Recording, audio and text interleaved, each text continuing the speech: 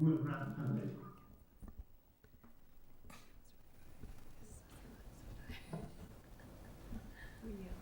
good evening and welcome to the Westborough Select Board meeting called here on Tuesday, December 27th, 2022. If all those that are able can join me in standing for the Pledge of Allegiance. Pledge allegiance to the flag of the United States of America, and to the republic for which it stands, one nation, under God, indivisible, with liberty and justice for all.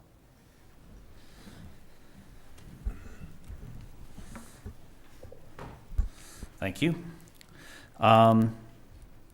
First thing on our agenda is... Second, Oops. we're hybrid. Do we need to read all this? Oh, we do. Thank you.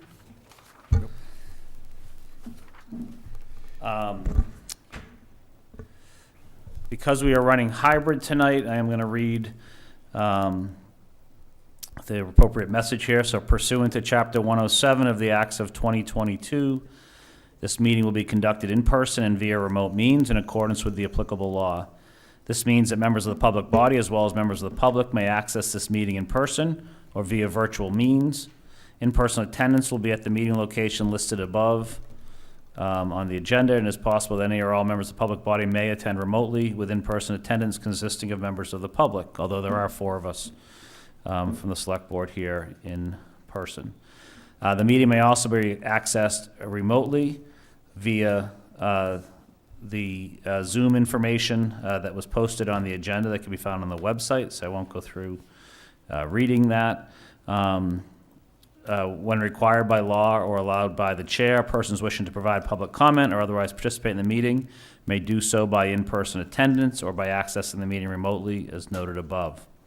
Additionally, the meeting will be broadcast live in real time via Westborough TV's online platforms, westboroughTV.org, youtube.com/user/Westborough TV, or on Charter Cable Channel 192 and Verizon Cable Channel 28. And just to note, again, as I said, this is being live streamed and recorded by Westborough TV.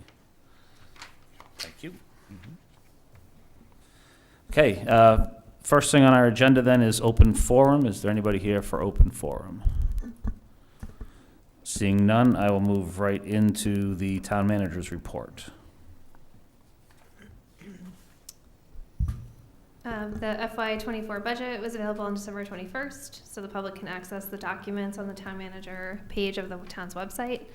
The budget hearing will be at the second select board meeting in January, and the budget summit will be an all-day meeting on January 26, 2023. A couple things that are not in the printed copy, but I will add to it is Jim Robbins, our longtime town planner, has announced his retirement, and he'll be retiring at the end of March of 23. And I'm working with the planning board on that process to replace him, but they'll be looking to set up a search committee. Also, the library trustees voted at their last meeting to recommend that the town terminate the parking license with the church, the Congregational Church. They want to do this because they want to continue to be good neighbors, and I think we've heard some concerns maybe on both sides, and so maybe it's just the right decision to move forward without having that license and really just being good neighbors. So. The Council on Aging, the Senior Center has been very busy over the holiday months. We are happy to have so many generous people in the community who help funding donations and their time. They worked with the Knights of Columbus to deliver 50 meals to homebound seniors, thanks to several department heads and police officers. Over 125 people attended the annual community Thanksgiving dinner at the Knights of Columbus on Thanksgiving Day. They're working with one minibus due to repairs of others. They want to thank the Westborough schools for allowing them to use their bus while theirs is being repaired. All of their holiday events were very well attended. They gave toys to the holiday store from their annual holiday party. The Worcester Men of Song entertained a large group on Wednesday evening, 12/21, and as of the time that we received this report, there were already 100 reservations for the New Year's Eve party. And they also hosted an informal breakfast for members of the Dementia Caregiver Support Group. They have a lot going on. There are some new activities planned for January and February. and their Shine counselor did an outstanding job during the open enrollment period, seeing almost 100 people to assist with changes in their health insurance. They're also regularly sending fuel assistance and SNAP applications to residents. The Recreation Department, the golf course is closed for the season. It was recently awarded a grant to purchase equipment for a golf in schools program. So our Golf Pro Matt will be working with the school department on partnering with them on the golf in schools curriculum. They've also been busy with rec basketball, and then their ski and snowboard program will begin right after the new year. The clerk's office is doing record keeping and cleanup from the elections and the town meetings. They're also preparing for a town-wide mailing of 2023 census and dog licensing. They're preparing and issuing for the annual town election, the end-of-year campaign finance reporting from all town elected officials, and continuation of voter registration, and then they're working on their annual report. That's it. Great, thank you. Thank you. We're a few minutes early for the next agenda item.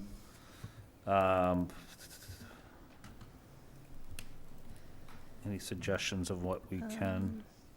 Minutes?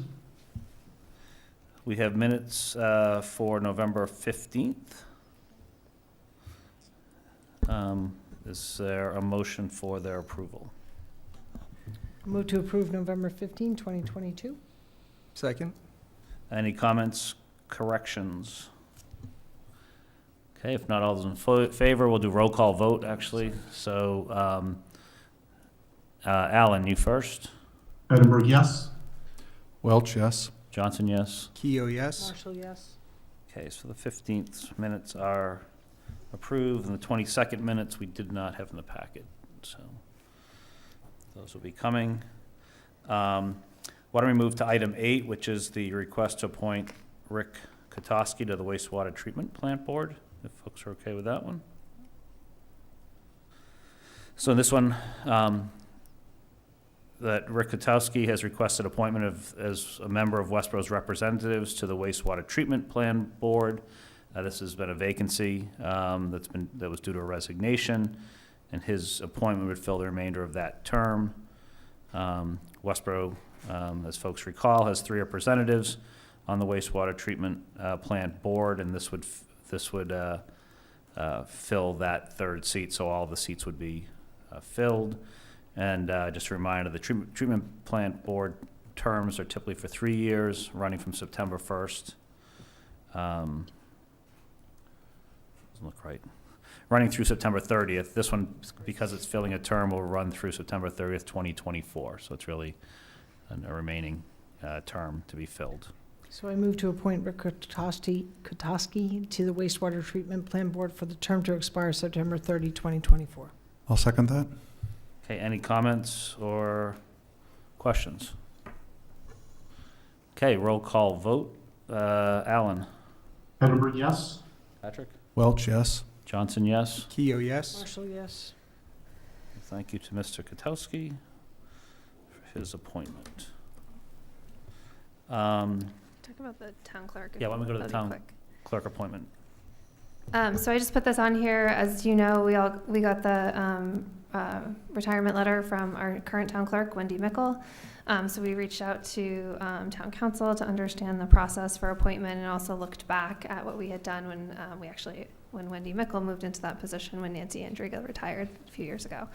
And so I just wanted to put this on your agenda for as preliminarily for the first meeting in January, where you would appoint someone. So even though it's an elected position, the board is able to appoint someone to fill the vacancy until the next election, so in March. And so, we did receive a letter of interest from the current assistant town clerk, as well as a letter that I think came today from the current town clerk in support of the assistant town clerk. And just wanted to put that out there. The board could also could choose not to fill the vacancy. My recommendation would be to fill the vacancy, especially where we have an election coming up and we're preparing for a town meeting. But just wanted to have this on your agenda in case there was any questions or discussion on that topic. Great, any questions? I think it's good to put it on our next agenda, but. Okay, yep.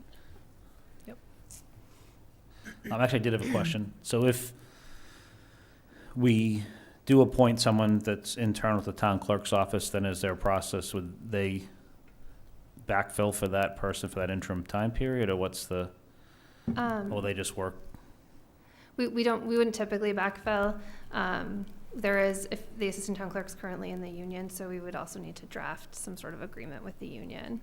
Okay. And then also if there was additional support needed, we certainly work with different departments on that when there are vacancies in any department. Perfect. Anything else? Okay, perfect. Thank you. It looks like we're just, right at 6:15. So this is on our agenda from prior meetings about the license renewal for the mobile station at 24 East Main Street. This is a Class 2 dealer's license. So this is not a public hearing, but we did post it and ask the licensee that's seeking renewal to come forward. And looks like he has representative with him, so if you could introduce yourself. And Good evening, Mr. Chairman. My name is David McKay. I'm from Myrick O'Connell. At the November hearing with respect to this license, my associate Lauren Sparks attended, but I'm here with Mr. Azar tonight.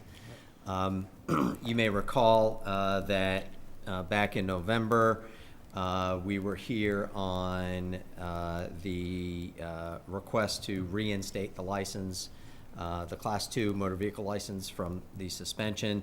The board did, in fact, reinstate the license, and we're here this evening requesting the annual renewal of that license. By way of background, I think I hope the board members understand and town staff understands that we understand the importance of these issues and maintaining compliance, and Mr. Azar has certainly done that. He's attempted to improve the overall cleanliness and the presentation of the station. He has been enforcing the registration requirements, which can be challenging at times, particularly if a customer drops off a car after hours and that sort of thing. But he has called the police when necessary to verify registration, so he's taking that seriously. He has put up some traffic cones to prevent members of the public from parking on the sidewalk. And so, overall, he has done, I think, as much as he can possibly do to try and maintain compliance with the various regulations and requirements that he's got. The board is hopefully aware that back in early October, the station entered into a memorandum of agreement with the Registry of Motor Vehicles with respect to maintaining the logbook and things of that nature. The state police have inspected since the November 2nd meeting, and I don't know exactly when that was, I think a couple of weeks ago, but the station was in compliance at that time. The Westborough Police have also come on 2 occasions since then. The one on December 8th, Detective Monteverdi inspected the station and informed Jack that there were no violations and it would be documented as such. And then there was another inspection just yesterday with the same report. So we're asking that, and we do appreciate the opportunity to address these issues with the board before. We appreciate the vote of the board back in November to reinstate the license, and we're asking that it be renewed. great, thank you. Turn over the board for any comments or questions.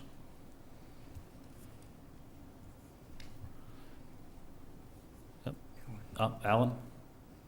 Yes, at the hearing where there was a vote to reinstate the license, there was a lot of discussion on the need and the requirement from the state that the cars available for sale be parked in a separate physical location from cars that are on the lot as part of the service station and the repair business.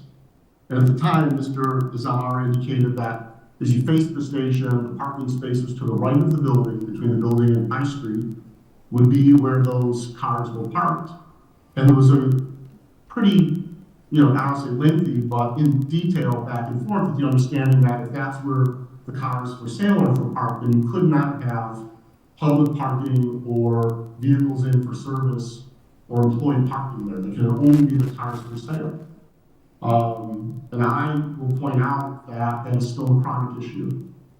That there are more than 5 cars parked, which means either there's more than 5 cars, for sale, or he's parking cars in for service, or employees are parking their cars there.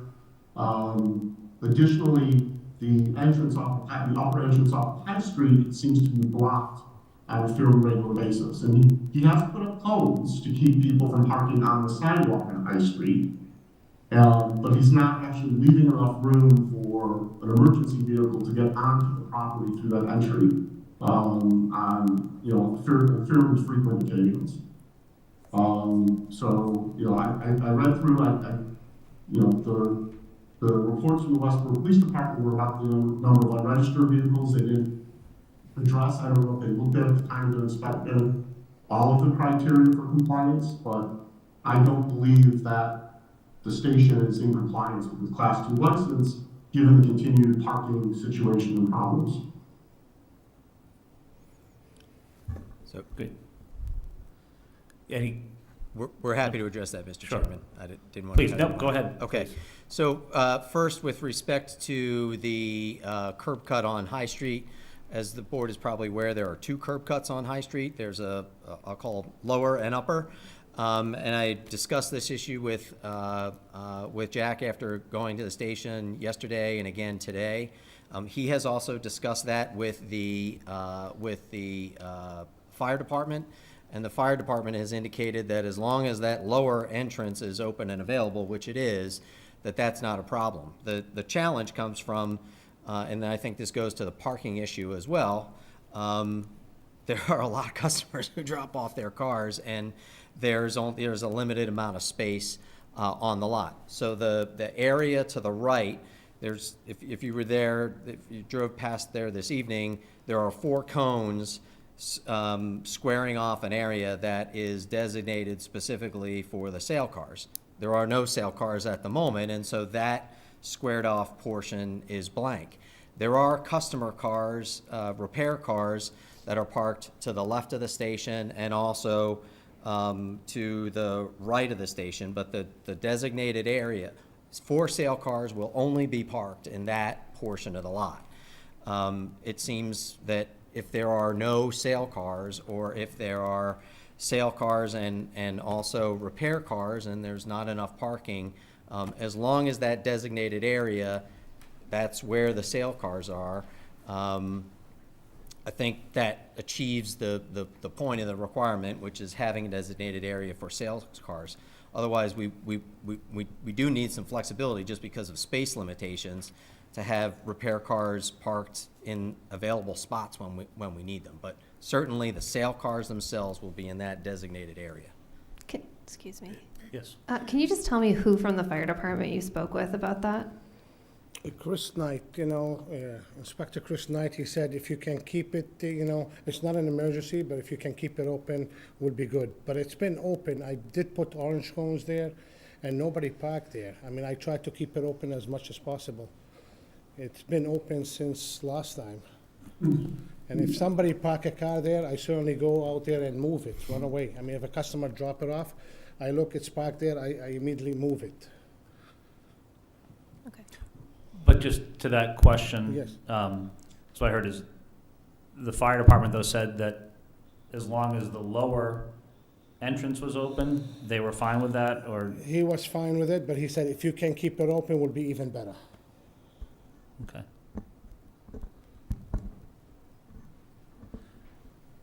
Okay. I guess my concern is we're hearing tonight a very different story than we heard at our last meeting.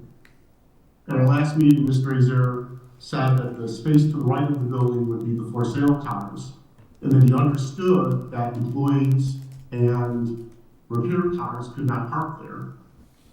And you would have to have customers potentially not leave their car on the lot when they're waiting for parts.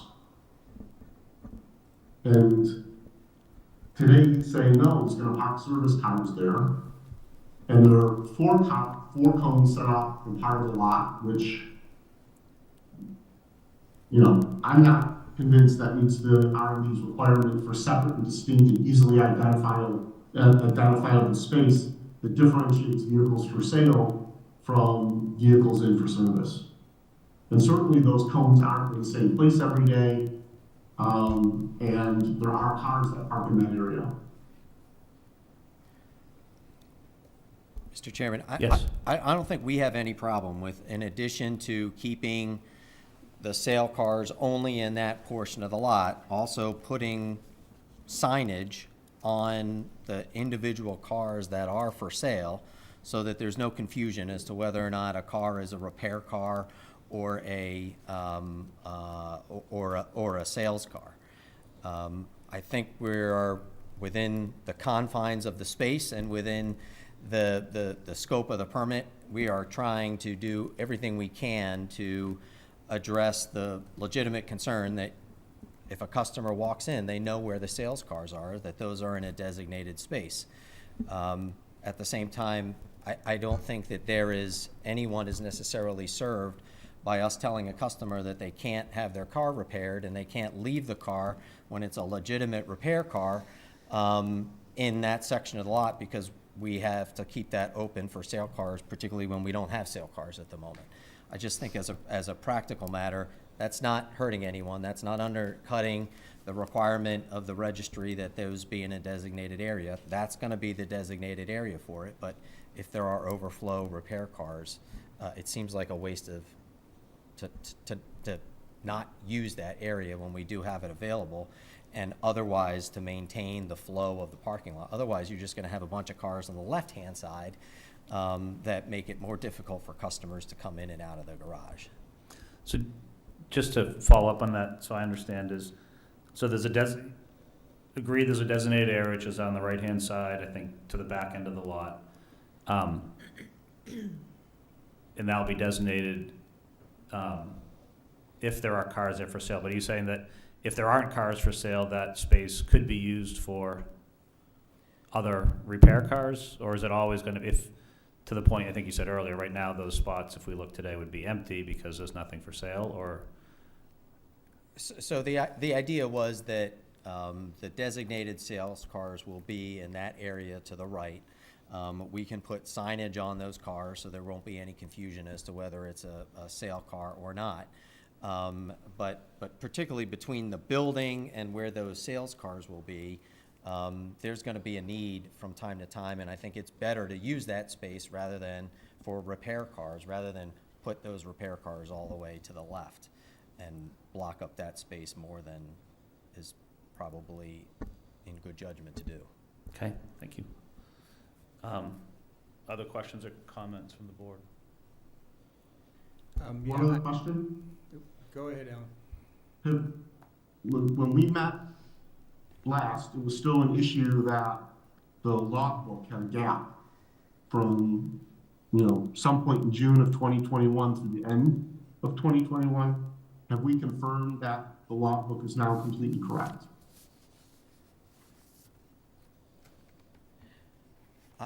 I'm happy to I don't address know that. if we've confirmed it, but yeah, what?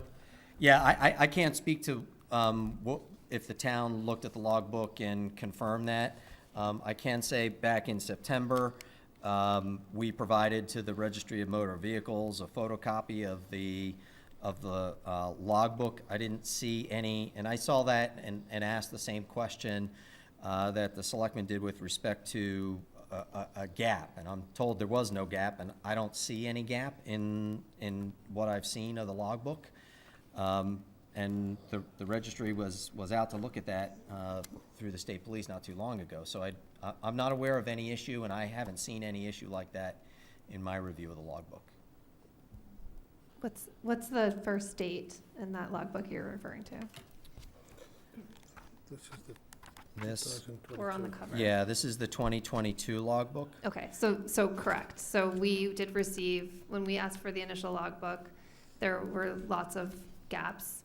And it stopped in, I believe it was June of 2020, I believe.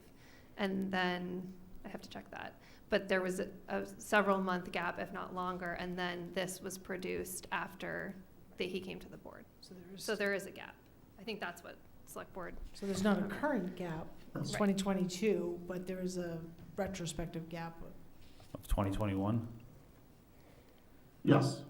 21. So that's not what I heard when I watched the meeting video. When I watched the meeting video, what I heard was there was a gap from January to June of 2022. So that was what I focused on, and those are the records that I have. I apologize if I'm mistaken, but I will say that the state trooper was out, looked at the logbooks, and we're not being told, and this was just as of 2 weeks ago? Maybe a month ago, but So, And So- we're not being told of any issue with respect to the logbooks.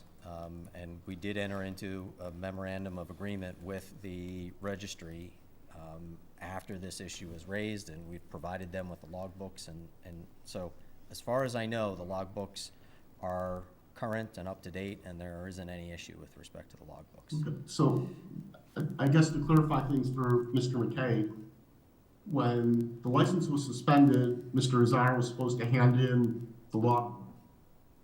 He provided a book, the one Christie referred to, where the entry stopped. I thought it was June of 2021. She's saying June of 2020. We can go back and look that up. Town staff made several calls asking if that was the only book, if it was complete. And at a subsequent meeting, Mr. Azar shows up with the book that starts in January of 2022. So he did not actually comply properly with the terms of, even comply with the terms of the suspension, in that he didn't provide the complete logbooks. And in our last meeting, when we restored the license, I believe it was very clear that we expected that gap, for him to go back and fill in that gap and make sure that his logs were complete and correct and continuous. Which meant going back into the logbook he had originally given us during the suspension, which was incomplete, and filling in that information. And I'm getting the sense that that hasn't been done. We are happy to make both of the logbooks available to the town if they want to review them. The only thing I can tell you is that the registry told us and inspected, and our understanding is that the logbooks are current and up to date, and that issue has been addressed. If we were supposed to have provided a copy of that to the town after the November meeting, and we didn't do that. I apologize. We can make that available to the board tomorrow. We're not trying to hide anything with respect to the logbook. I think certainly it's been open and available. So, Okay. but we don't know whether or not the state police actually looked back. They could very well have been looking at 2022 and showing Mr. Azar compliant with 2022 and not looking prior to that. That is possible, right? Can you speak to Yeah. what books they looked at? I mean, I show him the two books, but maybe he was focusing on the 2022. He want to make sure I'm compliant with everything. He focused like he didn't. I don't know if he went through everything, but I know he did look. Okay. And he said, "Keep it up. You know, everything looks good. Just keep up the good work." So I do think we should just clarify the matter of any gaps that we discussed at a prior meeting. I'm glad to hear that state police said that for 2022, at least, Yes. it sounds like you're current. Christy, you said we have a copy of that, is that correct? I don't have a copy of the logbook. Okay. He had provided the logbook, and then we gave it back, so we didn't make a copy of it. Okay, no, but do we review it from our view to see whether or not it was complete to the We extent haven't that we would? received the logbooks since the license suspension ended. Okay, So we have not seen logs for vehicles that were sold between that June of 21 Okay. and December of 21. okay. So I think it's important that we're all on the same page and that we're current. Just as a matter of record keeping and that all parties are in agreement, that the logbooks for the past couple of years are current. I think that I don't want to call that a housekeeping issue because it's an important one and it's one we spent a lot of time talking about at prior meetings. But I am certainly interested in seeing Mr. Azar's improved compliance with the requirements. I do think that the parking issue of vehicles, I still think is problematic given the space. One of the things that I recall from our conversations was that there has to be a designated parking area, which I think technically you have because of the way, and I do think identifying the cars with for sale signs is probably advisable. I mean, I think just probably good customer service. These are the cars you can buy. These are the cars that are being repaired. I don't know that the licensure requirement requires you to only use that space for, I don't know the law well enough. And so I'd be looking to council to tell us whether or not that space can only be used for cars for sale. If that is the case, then unfortunately Mr. Azar has a situation where he's going to have to find a space for cars for repair. If it is not the case and he can jockey the cars around, but they can be clearly identified, then I feel like and he's keeping the public safety ways, preserved, then I think we have to, kind of probably accept that as the current status. And Shelby, thanks for that. I should have announced that we did have our attorney joined from KP Law, so the town's attorney, on the screen here, attending remotely. So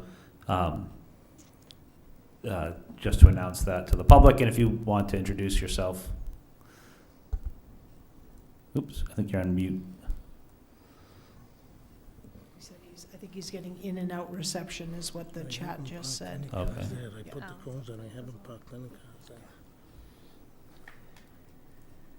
Christy, if you want to introduce him.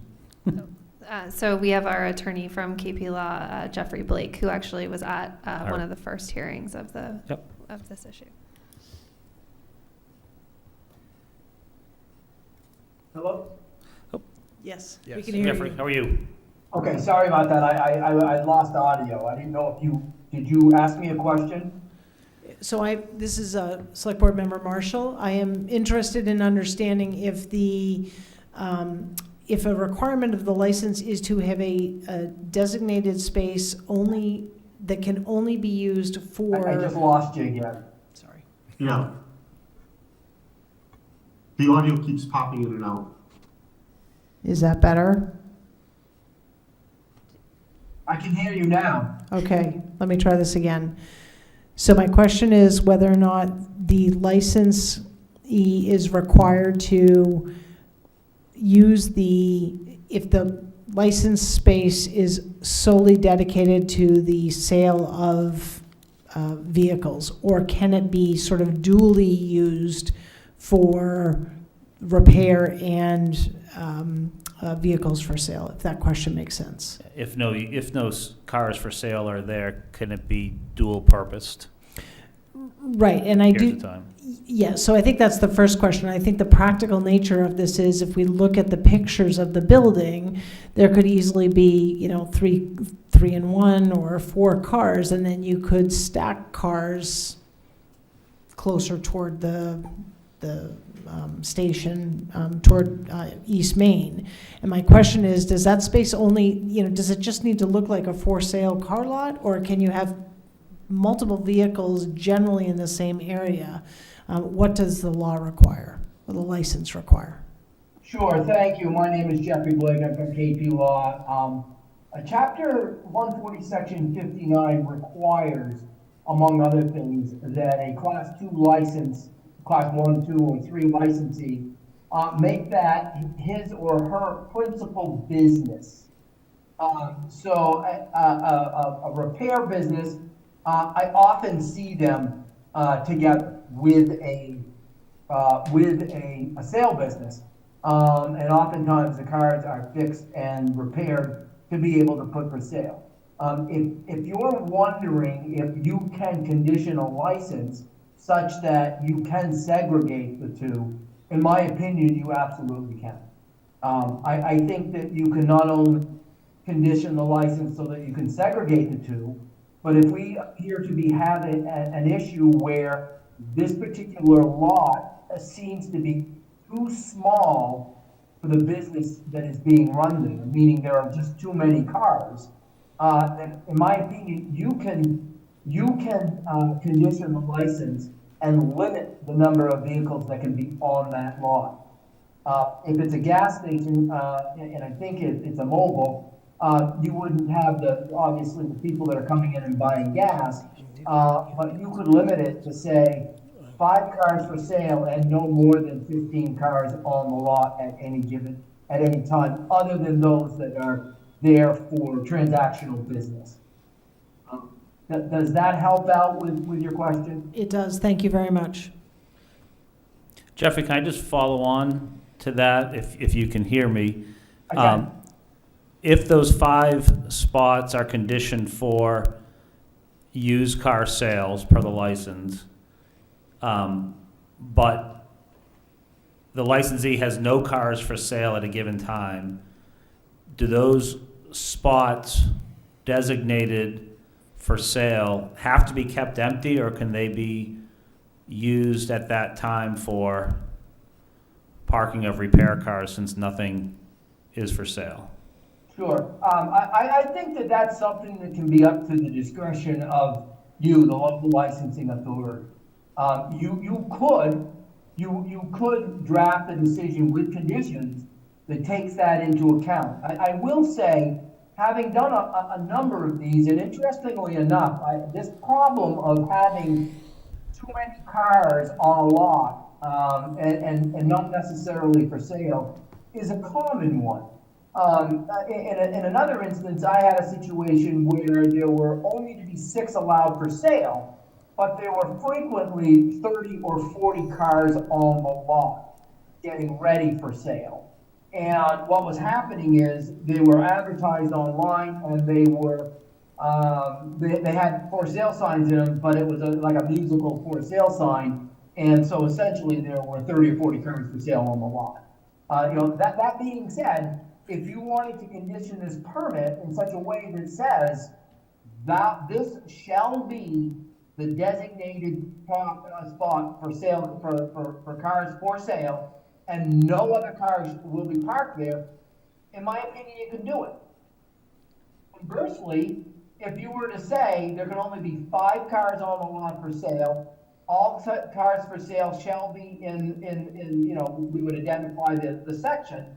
However, if there are no cars for sale on the lot, this particular designated section may be used for parking of other vehicles. I think you could do both. Great, thank you. That's helpful. Okay, Sean, I know you had a question. Well, I think it was covered within what just happened. I would say that, Mr. Azar, you clearly have made an effort there at the lot. I appreciate that you've put up cones to try and keep people off of this, from parking on the sidewalk there. I think maybe potentially we could do something contingent upon him producing these missing logbook entries. And I don't know if folks would be amenable to that. So it is the period of June 2021. I just looked back. That was what the trooper on August 30th, 2022, when he came to Town Hall to inspect the logbooks that had been turned in. At that time, so the period effectively from June 2021 to August 2022, there were no entries in the logbook. So I can't speak to the 2021 period, but I can with respect to the 2022 period, because it was on September 27th that we provided to the registry all of the documents that they requested of us. And what I'm taking from this is what they were focused on, and what they requested was 2022. Okay. We have no secrets with respect to the 2021 logbook, and we're happy to provide a copy of that to the town manager's office. Yeah. So I would like to understand, I would like the town to look at the 2022 logbook to make sure it's current and that we understand what the registry has found to be sufficient and make sure that we're in agreement with that. But I do think we also need to understand the June 2021 to December 31, 2021 as well. We need to see that. So we can provide a copy of that. Okay. Patrick?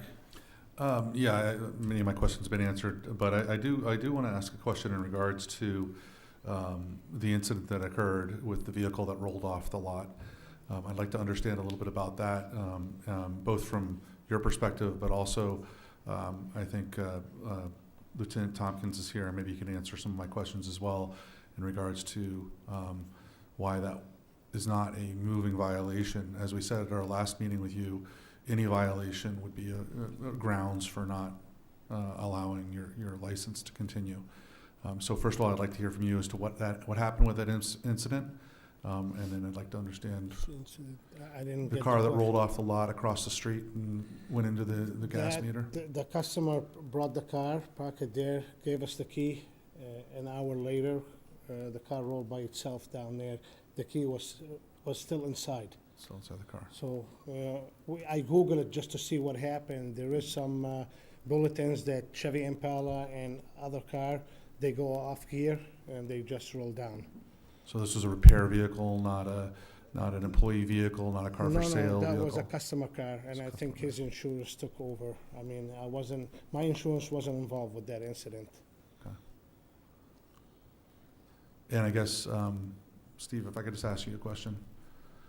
I was a little surprised that there was no citation in regards to this being a moving violation. Is because it went across public property, it hit private property?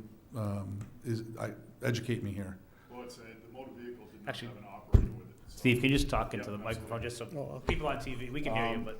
Unfortunately, because the motor vehicle did not have an operator in the vehicle, there's no citation that can be issued at that point. It was a parked motor vehicle.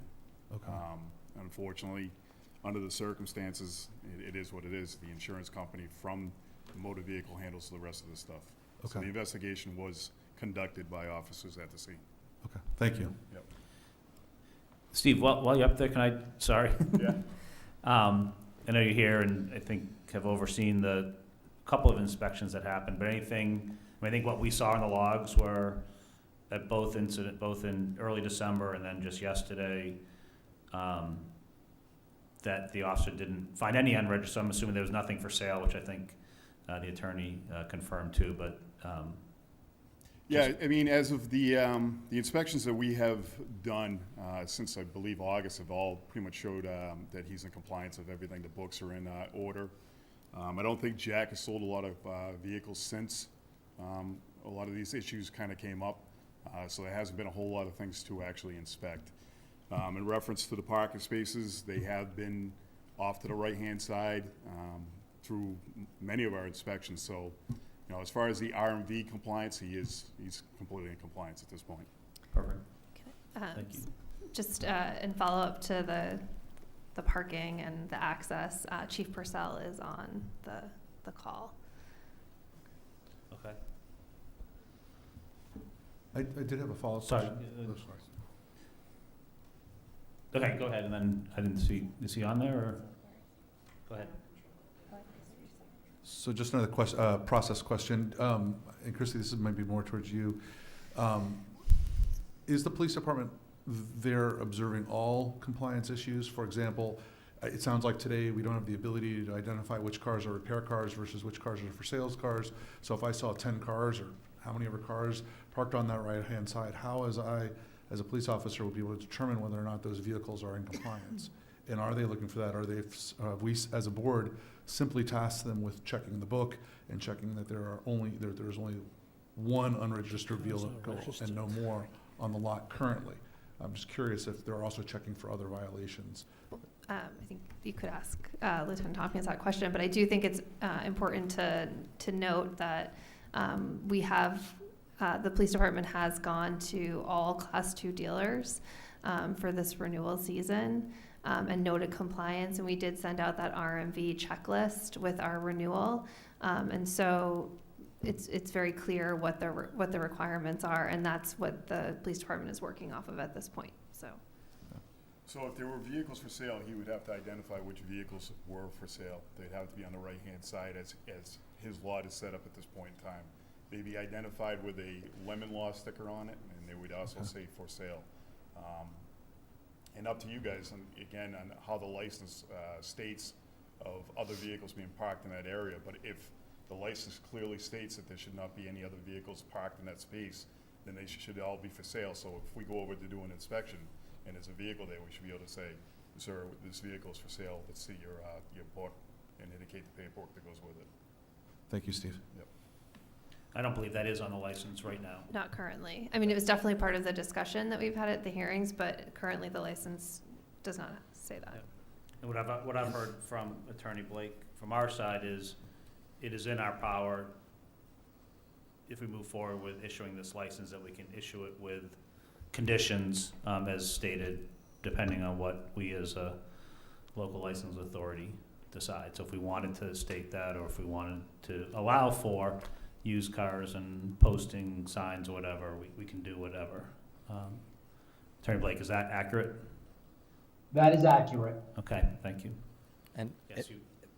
Thank you, Mr. Chairman. So just to quickly address two things. The first, with respect to inspections at when a police officer comes. The other thing that's going to be that the sale cars will be identified, as the lieutenant just mentioned. The customer cars are all registered vehicles, right? So they're going to have tags on them, and those will be readily identifiable as well. So there is not a problem, I don't think, when a police officer comes to the station to determine which cars are customer cars and which cars are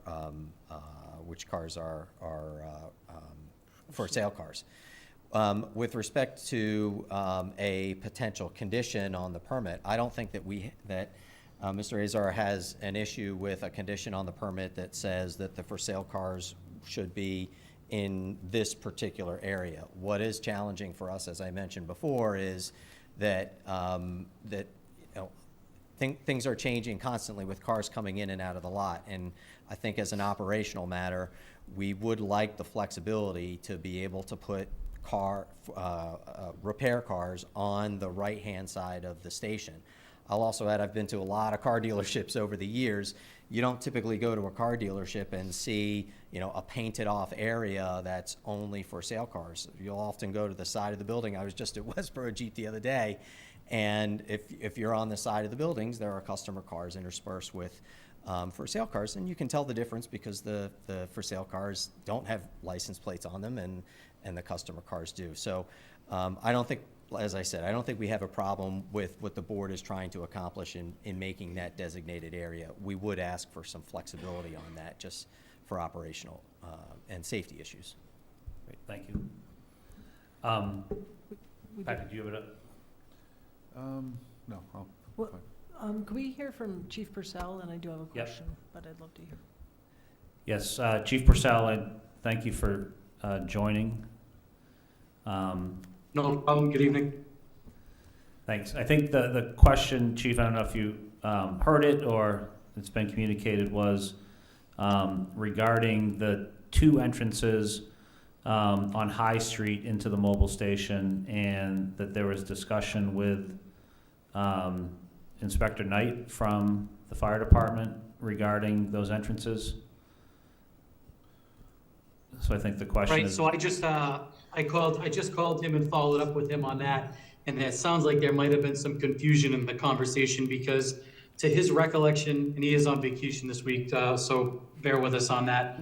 His recollection of the conversation was that he felt they had to make a better effort to keep those entrances open for ease of access into the lot, particularly when a fuel truck showed up. We didn't want them to have to be put in a position to be backing onto Route 30. Okay. So it sounds like there may have been a misunderstanding, but there was a conversation there, as I said, but, okay. I would be curious to know, on the left side of the building, at any given time, what do you think is the average number of vehicles that are parked on the left side? On On the left side or the right The side? of left side. The left side, Average, maybe 10 cars. 10? Yeah. Okay. So, as we think about, to the board, as we think about issuing a license, I think it would be important, just given the history here, to have some conditions around that license. As I look at some of the photos that were in our packet, we've got cars double stacked on the right-hand side.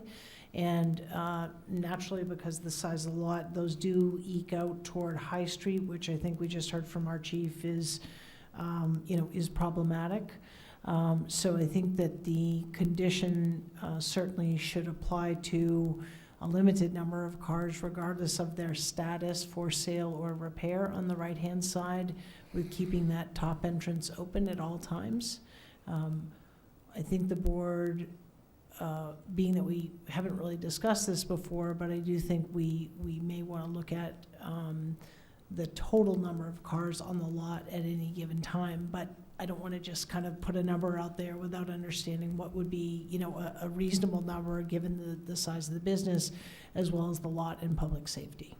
Shelby, thanks. Sure. You spoke for me on that one too. I think I like that idea, and I think working with you, but also I'd want to work with our building department, just understand the lot, what is marked spaces, and what we might, in my head, I was going similar to you, and but I don't think it's fair to say, hey, can you deal with 18 cars or 20 or 22, but something we can work through as a condition on that.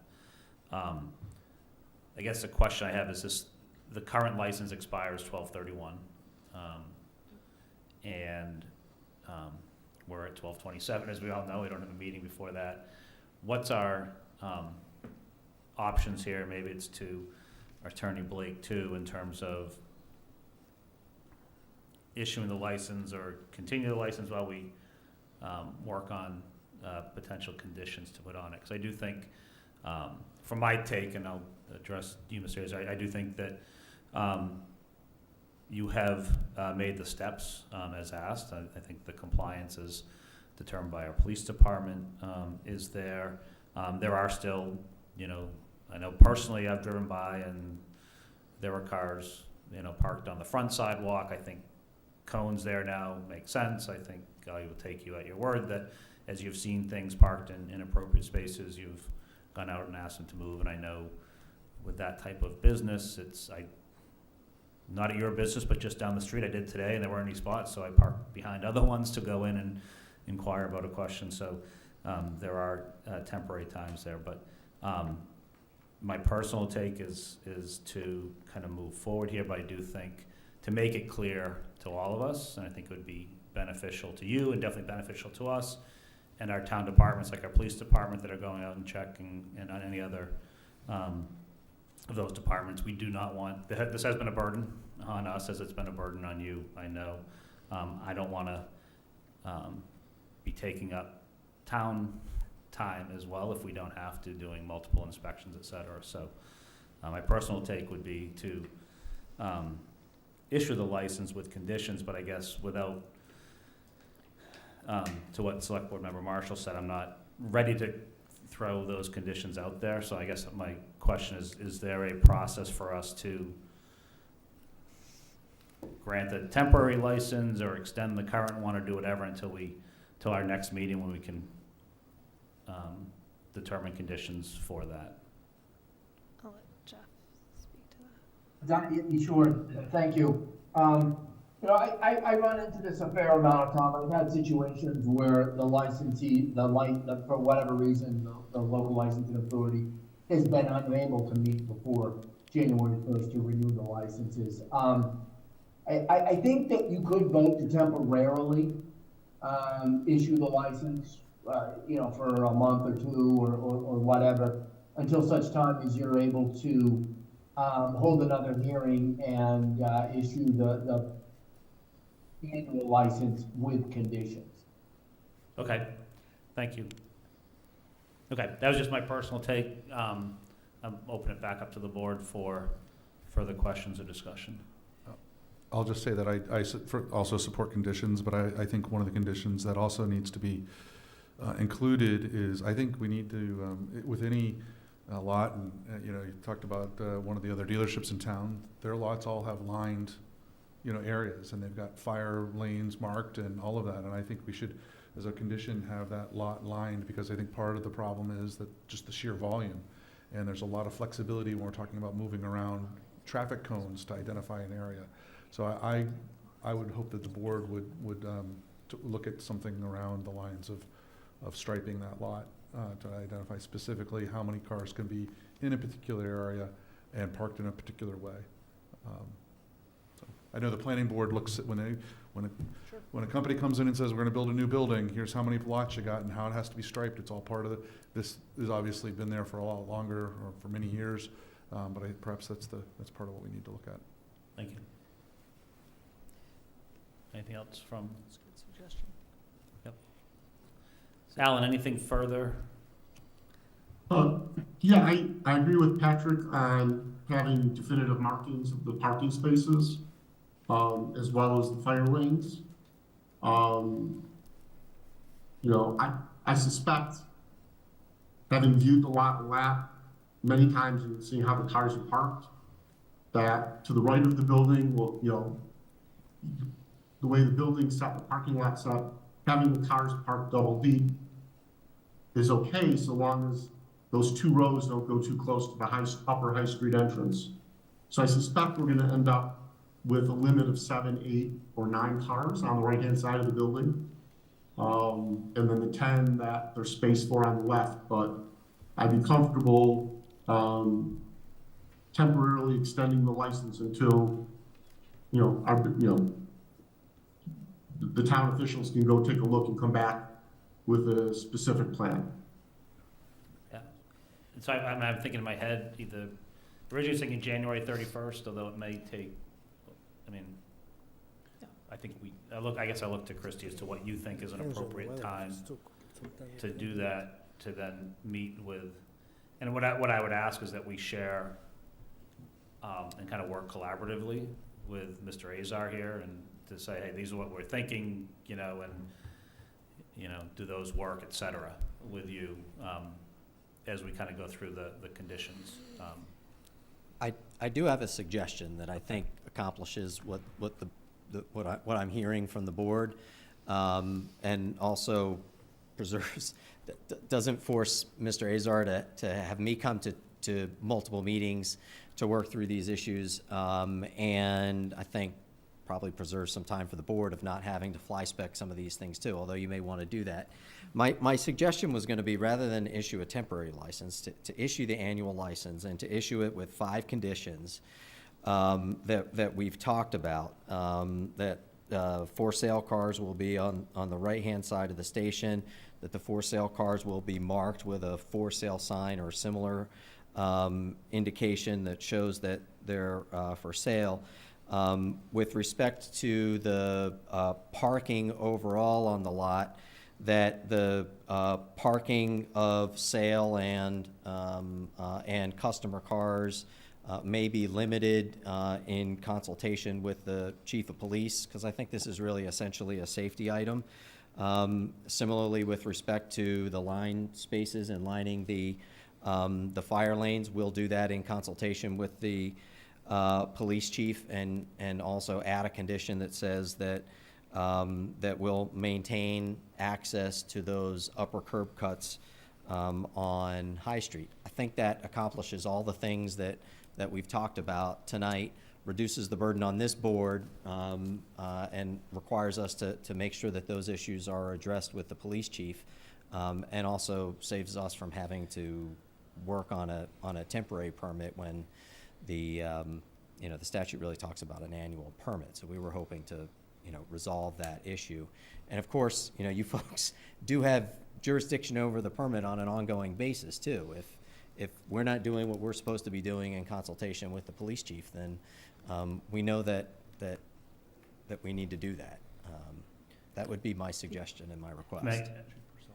Yeah, I guess a couple things that I had, but I want to hear from Christie and hear from the board too. And then I just want to add one other element, and I appreciate you summarizing those, because I do think you captured it, but you missed the logbook element, which is that we would need to verify that the 21 logbook is correct or accurate, and then obviously need to look at the 22.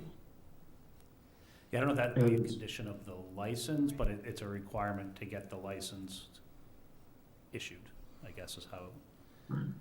I don't know if that would be Sort on of the contingent upon us. contingent receiving upon us that. receiving Yes. that. Yeah. Yeah, Well, and verify, we have to receive it, and then I guess whatever we find there could impact the license going forward. Yeah, so I think it's contingent on receiving and Receiving, yep, verifying. yep. Or whatever. So- Yeah, no, you're right. Yep. Yep. And if I may, I'd like the delivery of that logbook tomorrow. In part because at our last meeting, at the last hearing where we reinstated the license, Mr. Azar was instructed that that book needed to be brought up to date. And so if it's not up to date now, then he disregarded a requirement of us and what we said would be a condition of him keeping his license when we reinstated his license at the last meeting. And, you know, the last time there was a question about the book, he was given, you know, three days to turn it in. And he turned in an incomplete book. And he was questioned about it and said, no, there's no other book, there's no other book. And then when the state trooper showed up for the R&B inspection, there was another book. And so, you know, if I want to know really if at this point in time the logbook is complete. And he's complied with what he said he was going to comply at the last meeting. Okay, thanks, Alan. Patrick? Yeah, I guess, Alan, I know, I think what you're trying to do is make sure there's continuity between the logbooks, right? I don't think there's an ask to move everything from one logbook into another to make sure we have one logbook, but it's really to make sure No. there's continuity between them. Is that a correct understanding? No, but yeah, it's continuity. He can have the two physical books. So I guess But I'm, he told us at the last meeting that he would make sure that the 2021 book was current. right, I And guess we don't know if it is current. right, I guess And I'm so a little less, giving him- sorry. Allowing 3 days or a week for him to turn it in all honesty, I don't trust that if it's not current right now, that he's not going to delay turning it in until he makes it current. So. And I'm trying to determine if he's lived by the conditions that we set when we reinstated his license. Sure, and I guess I'm a little less concerned with that because I've heard from, you know, our police department and the RMV and the state police have reviewed these, and I would hope that the process that they're looking at is to make sure that every entry of a sale of a car by Mr. Azar through his business has been recorded by the RMV and aligns to what is supposed to be in that logbook. I just can't imagine that isn't the process. So with that in mind, I'm thinking that he is probably likely in compliant between the two books. If there's a gap, if there is a gap in regards to months that are missing between, which is what Shelby just mentioned to us, then that's where I have a concern. I want to make sure there's that continuity between. And again, I would expect that RMV had checked that, you know, when they looked at the logbooks to make sure that there wasn't some car that was sold between June of 2021 and August of 2022 that's not recorded anywhere. It should be in one of those books. No, agreed. So, but he should, if the book is current, he should be able to produce it tomorrow. Yeah, so, may I Yes, address yeah, that? Because I'm struggling with this a little bit. We've had 3 on-site inspections by the state police and by the local police. The lieutenant mentioned a moment ago that the station was completely in compliance. Those were the words. We went through an exhaustive process with the Registry of Motor Vehicles in this year to establish compliance. They had the same concerns that you folks did. We have done that. They have inspected. We provided them with the books. We answered all the questions that we had. My associate Lauren Sparks and Mr. Azar had a conference with the Registry of Motor Vehicles over these issues and produced these records. You know, I recognize the concern from a historical perspective, but we really have tried to address this. We're not hiding anything from you folks. If if you want to put a condition on there that says, we'll produce the 2021 logbook and, you know, set and give us 2 or 3 days just to make sure that it's all there, that he's got everything. I assume it's at the station, but it's not like no one has looked at this issue, and we have really, in good faith, I think, So- tried to address all of that. So Mr. McKay, when we reinstated his license, Mr. Azar committed to making the book current. He's had more than a month to do that. He shouldn't need 2 to 3 days to fix the 2021 book. It's either correct and complete, or it's not. And so that was a commitment he made to this board. And yes, there's a historical issue of misrepresentation to this board on this matter. And so, I apologize, for being overly cautious and hesitant, but there's a trust issue here. If after having his license reinstated, Mr. Azar brought the 2021 book up to date as he's promised, then that book would be ready to deliver to us tomorrow. If he needs 3 days to bring it current, that tells me that he failed to meet a condition of us restoring his license, which was to bring the book forward and current. Well, In which case, I would move that we don't renew his license. So the book's either current and he can show it to us tomorrow, or it's not. I don't see what the issue is and why he would need 3 days. So Alan, I guess my concern with that is we've heard from 3 different entities, state police, our own police department, and the RMV, that those books are in compliance. So I'm not sure what we're trying to get here. I'm not happy with what happened several months ago when this came to light. I think that the process was, for lack of a better word, abused to a certain degree, but I believe in good faith that Mr. Azar has gone through the process with those 3 entities to get the compliance from the experts between the state police, our own police department, and the RMV to make sure that those records are complete. I'm certainly in no way an expert on those logbooks, so I'm going to rely on those experts and believe that those are current and accurate. So I feel like we are all making great progress toward a solution. What I have not heard with certainty through our earlier portion of the discussion was clarity on the logbooks, 2021. As his counsel, you were not sure, if we were to play the tape back, what time frame we were talking about. You said, I've got the 2022 right here. So I think it's very simple. We need a copy of the 2022, make sure that our police, town staff look at it, feel that the 2022 is current and okay. All right, check that box, right? That's an element, that's a condition. Receiving it is a condition. Reviewing it is separate, Ian, to your point. The 2021 has been an ongoing point of discussion from this board with Mr. Azar and his other counsel. We need a copy of that 2021 logbook from June, showing records from June 2021 to December 31, 2021, excuse me. This is not new news. It should be turned in tomorrow, end of story. If there's a reason why it can't be turned in tomorrow, I would like to understand that now. we'll do it tomorrow. Great. Okay. And then to your point, hopefully, I don't want to assume what the state police or even our own police did. I wouldn't expect them to be reviewing logbooks, from last year.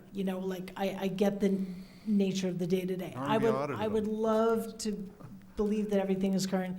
Let's just close this out once and for all. Check the Allow If them. you want to check the box, that's fine. I'm just saying I have faith in the I don't. RMV and the state police and our own police I department. don't because this has That's been fine. an ongoing issue. So enough. let's make it all nice and Yep. clean. I mean, they've agreed to bring it in, but I would So- make it, the issue of the license contingent on that. It's gonna take a moment. I mean, it's gonna take a little bit of time to get the conditions placed into the license, as was addressed there. I think, if there's any tweaks, it sounds like, but I just think if we're talking about the actual license with conditions, I think Chief Purcell was going to Yes, speak to yeah, that. so I hand up. okay. Chief Purcell? As I was gonna say before, I think that it's not just the police chief, it should I be the agree. chief and fire chief. Yeah, it's not Yes. just the police. You chief. mentioned the police chief, I think it would be police chief and fire chief Fine. would be in there, especially both responsible for public safety with fire lanes, of course, come under the fire chief and the police chief. But Chief Purcell? Hi, thanks for having me again. Just with regard to the issuance, whether it's temporary or for a full year, I would respectfully request that it's temporary and that we're given an opportunity to evaluate what we're doing, adding parking places or striping off and making, it's not only about the fuel truck that I spoke of earlier, it's about the public safety vehicles, which are typically larger, being able to get into the lot. And we don't want to put the town in a liability if we hit something, hit a building, or just have added difficulty maneuvering the lot if there's an incident there again. So I would ask for some time instead of just putting in a long-term or 1 year license that we're gonna create parking spaces where they look like they're convenient, because they may not be convenient to everyone. Thank you. So being that we have our, I think January 24th is a second meeting in January, is it possible to accomplish all of this by the 24th? I think Do so. you think that's reasonable? And then all those, and then we can, so the, I would be okay with the motion to approve the, let's see if I get this right, based on the conditions that we've discussed, to issue a temporary permit for that period of time until January 24th, when we meet again to review the, whether or not the conditions have been met. And I can, for the record, review the conditions if that's helpful. Sorry, so I think, so you're saying that the condition, that the temporary license would be conditioned in the same way that we're talking about conditioning? No. Well, I think it's whether or not the conditions have been determined, right? Because I think Right. we're looking for Right. recommendations from fire and police. You are Right. correct. My Right. apologies. I don't know. Yes, I think it's, Yep. and I do understand So not wanting to spend more money on Mr. Hayes, I don't want to spend more money on attorney, but I do think we want to get this right, and I do appreciate you giving us conditions. You know, I want to look at lines, total number of, Yep. of cars potentially, so I think, and our chief has asked for it being a temporary, so I do respect our chief's opinion there. So I guess my recommend, I agree with yours, I think this would be conditional. What I would suggest is we do it to the end of the month, knowing that meeting the 24th, because then it may take time to Okay, get so, everything. let me amend that or fix that. So I would move to issue a temporary license through, a Class 2 dealer's license through the January 31, 2023, with the understanding that the discussed conditional elements are being worked on collaboratively between Mr. Azar and the town departments. I'll second that. Okay, are there further comments or questions? Anything, yes? from- Yeah, just briefly. So I think what we're gonna have to do is get an engineer to prepare a parking plan and show you folks where the parking spaces are gonna be, where the fire lanes are gonna be, and so forth. Okay.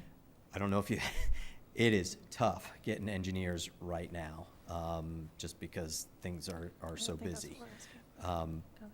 And I don't know how complete a parking plan, I mean, he's got to retain an engineer and get the engineer to prepare a plan within the next 30 days. And the challenge is, as we run up close to the end of that date, in order to extend that, we'd have to come back before the board and try and get an extension to that. My request, and this is just a polite request so that we have some time to kind of work through this issue and get the board what it wants, is that we have 60 days to do that. That if you want to make the, I mean, my preference is to have an annual permit like the statute requires, and to require us as a condition to have an approved plan by the police chief and the fire chief within 60 days. I think that accomplishes the goal without keeping us in sort of this limbo. And you still have all of your enforcement ability. I'm happy to work with the town manager and with town council on, you know, draft conditions. I'm sure we can work that out. I think I understand the spirit of what the board is looking for in that regard. Right, so I understand you want annual, I think, from a board side, I don't think, we haven't voted on it yet, but I feel the sense is not. But, see, what you're requesting to ours, which was is you're looking for a 60-day, in essence, if we're gonna go temporary, ask for 60 days so that, to get a complete Correct. set of conditions in. Yeah, so just Shelby, to- that was your motion, so I'm gonna look to you. I'm fine with that. I mean, I think 60 days would be, I'd say just go to the March. end of February. I was gonna say, are you okay with the 28th of February? Yeah. Yeah, Yeah. we'll make it work. Okay, Quick- all We'll figure right. it out. Quick Yeah. question. If we're talking about engineering plans and whatnot, does No. this need to go to the planning board? No. No, okay. And, I and mean, Who's- you're who's sort of answer? talking about a little mini site plan review before the board, but Okay. it's not, Yeah. it's not under, it's not an actual Yeah. site plan review. And, Okay. and I want to be clear, certainly, Mr. Azar, we don't want to make you jump through unnecessary hoops of like, my thought about this is that you wouldn't need an engineer, maybe that's the best way to do it, so you feel like that's, kind of the best professional approach. And if you want to go down that path, that's fine, but I think certainly working with, the town, they can probably, police and fire can come up with a recommendation, working with you. But you guys decide that, figure it out. You've heard the, kind of the conditions that we're expecting. And, again, I don't want to recognize that you're a local, relatively small business, so I don't want to put any undue burden on you as well. So do you want to amend your motion? Yeah, so I would amend the motion to issue a temporary Class 2 dealer's license through, until February 28, 2023. Seconded? Okay. Any further discussion? So Proceed. that motion does not place a contingency on the license. correct. Oh, contingent on receiving the logbooks. Yeah, Okay. sorry. The only part I was amending was the date. I apologize. So it's with the understanding that Mr. Azar and the town will work to address the items that we've discussed. We'll turn in the logbook for 2021 tomorrow, and we'll address any other conditions on the license when we reconvene. Does that work for you? Sound all right? Yeah, that's fine. I just wanted to understand if the temporary license was contingent on that Yeah, action. I would or say not. temporary license is contingent on receiving the logbook request. Okay. The rest of it is, the conditions will be part of the, what we hope for is a mutually agreed upon annual license by the end of February. If it happens to be sooner, we can take it up sooner. That's the thing, it's, as you said, it's under our authority. If town departments work through this, and Select Member Marshall, I appreciate that. We're not requiring engineers, we're not going through any site plan. This is, again, it's up to you how to do it in consultation with our chiefs, and probably our building department can help, but they can figure that out through them and the town manager. Please work through them, but yeah, it's not a requirement that there's engineered site plan or anything like that, so we don't want to put undue costs on you, so I appreciate those comments on your part. Anything further from the board? I know we've been at it for a while, but want to make this right. Okay, so roll call vote. Alan? Edinburgh, yes. Welch, yes. Johnson, yes? Keo, yes. Marshall, yes. Okay, thank you. Thank you for your time again, and Thank you very much. appreciate that, and appreciate your working with us here, Mr. Azar. and we I'm trying. hope you do that. No, we understand. Thanks. Thank you. Thank you. Happy holidays. Thanks. Thank you so much.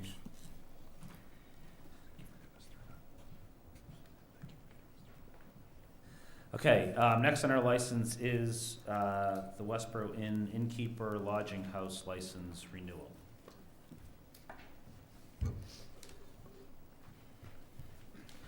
Christy, do you want to introduce this first? Sure. Just Yep, so this is, Westborough Inn is up for their renewal. As part of the renewal, they have to have a current annual inspection. The annual inspection for this location actually expired in June. In addition, they had filed for a building permit to renovate, I believe it was 14 bathrooms, and have not called for an inspection on any of those, and that was about a year ago. So we want to understand where they're at with that project, and we want to make sure that the annual inspection is complete. in order to renew the license for 2023. And we've asked our community development director to be here as well to answer any questions. And Attorney Blake will stay on the line. Great, thank you. Hello. Hi, I'm Justin O'Riordan, the Regional Operations Manager with Azad Westborough, the Westborough Inn here at 4 Boardman Street. That is a new position for me. I just started this month. And I just wanted to first off apologize for not having had the renewal submitted in a timely manner. We've had a lot of staff turnaround there. We've lost a manager suddenly due to health issues, and we've been struggling to replace it. The mail doesn't, it looks like that piece did not get forwarded to us, and we were unaware of it, and we're working now to get it all submitted. We had the fire extinguishers inspected yesterday. We have our other fire company bringing us the results from the sprinkler test that was done. And in regards to the construction, today I just had spoken with the plumbing inspector about 4 of the rooms on the 2nd floor, getting those certified. And that the construction, unfortunately, was on hold for quite a few months. But it is mostly complete at this stage, so we will be getting that closed up as soon as possible. Great. Well, thank you, and thank you for being here. Mr. Leonardo, as I said to the town manager earlier today as chair, I haven't gone through this before in terms of these renewals. Love maybe a brief education of what, I'm assuming this, I know we need to have the inspections. It sounds like those are being worked towards, but I guess I'm looking for some advice here on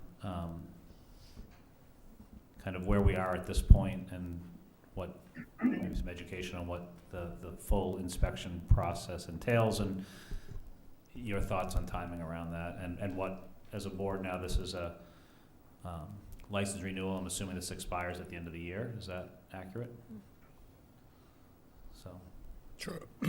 Excuse me, Fred Leonardo, Community Development Director. So if we want to step back in history a little bit, or do we not, or we can? So We love history. well, the inn was sold maybe 2.5, 3 years ago, but the current owner, as our records indicate, have been involved in the last few inspections. So that shouldn't be an issue per se. Their last annual inspection was actually applied for in November of 2020. It took approximately 7 months for them to get all the deficiencies. There were sprinkler deficiencies, and there were other deficiencies noted in our permit that's electronic that didn't get rectified until June of 21. So instead of having them do another inspection in 6 months, we then just upped the annual inspection from June of 21 to June of 22. So they've actually kind of gamed the system to gain 6 months. Unlike the registry that changed that, we didn't do that. So they've had 6 months to then ask for another annual inspection. So what'll happen now, we don't have, so last week they applied for a new annual inspection.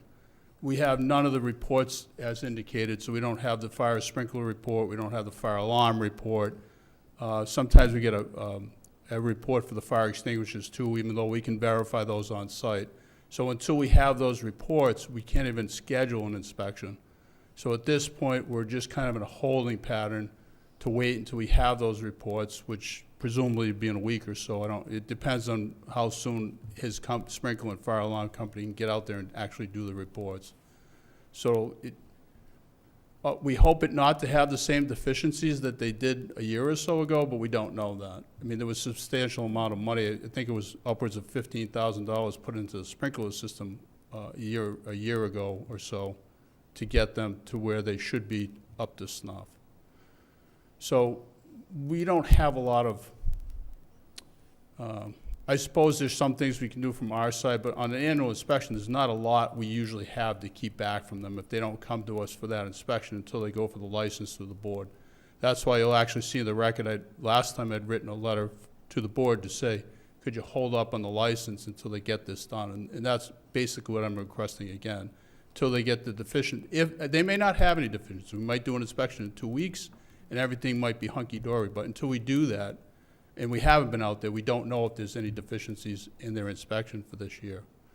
So I'd suggest that the board either make the license contingent or somehow preface the license until we can do the inspections and make sure they're okay. Okay, thank you. Sure. Questions? Yeah, so I do remember when this, a couple years ago, time flies, but I do remember the deficiencies and as part of this process. And so I would not be in favor of issuing any, well, so I guess to our attorney, to counsel, if we don't issue a temporary license with any contingencies, so we just say we're waiting for the inspection as part of the license process, then how does that affect the operations of the Westborough Inn presently? That would, if you issued the license, and the occupancy would be contingent upon, getting all the necessary inspections, well, in my opinion, if they were occupying it without the necessary inspections, they'd be in violation of the license. And I'm sorry, I missed your name? Justin. Justin. Justin, what is your current occupancy? There are only a couple, there are only a couple people there actually tonight. There's only 28 rooms in total with 14 out of order. We're at 50% capacity, and it's just, I don't know if it's the time of the year or what, but it's just been incredibly, incredibly slow. So there's only about 2 guests there tonight. Okay, and the bathrooms are separate, but I would imagine as part of the license inspection, Fred, those become relevant, right? Well, I'm sorry, but what he just said was 14 of the units are out of order. I'm not sure what he means by that. They're out of circulation. They cannot be rented. Is that because of the bathrooms? Yes, because of the construction, yep. Okay, so that's kind of news to me. I thought they were kind of doing this as they went. You know, in other words, taking one bathroom, remodeling it, or whatever, but it sounds like they've taken all 14 out of commission. So we didn't know that. We were not informed of that, how that was happening. So, but as part of the inspection process for the license, I would imagine the permitting process for the renovated bathrooms comes into play as well, right? Yes, well, it does now, because again, depending on how they do this, because the permit was taken out as one permit. We weren't anticipating them doing all 14 rooms simultaneously, albeit it sounds like they are doing that. Sorry, they were not done simultaneously, but when 1 or 2 were finished, they'd move on to the next, and we just never opened up the new ones. We never made them available to guests. No one slept in any of the rooms since they've been remodeled. So, Justin, so some of I don't want to confuse the issues because the bathroom permits are different, but just so I understand, does Westborough Inn consider that some of those bathroom renovations are complete? Yes, I was told that 4 are okay as of today on the 2nd floor. And I just need to have the plumbing inspector, he said he had to do the 3rd floor. And I believe we need an electrical inspection. Okay. And again, some of this has to be a conversation because what I heard initially was that none of those inspections have taken place thus far. So I haven't looked at the permitting record, which of course is online, but it doesn't sound like folks are on the same page. Well, I think it happened today.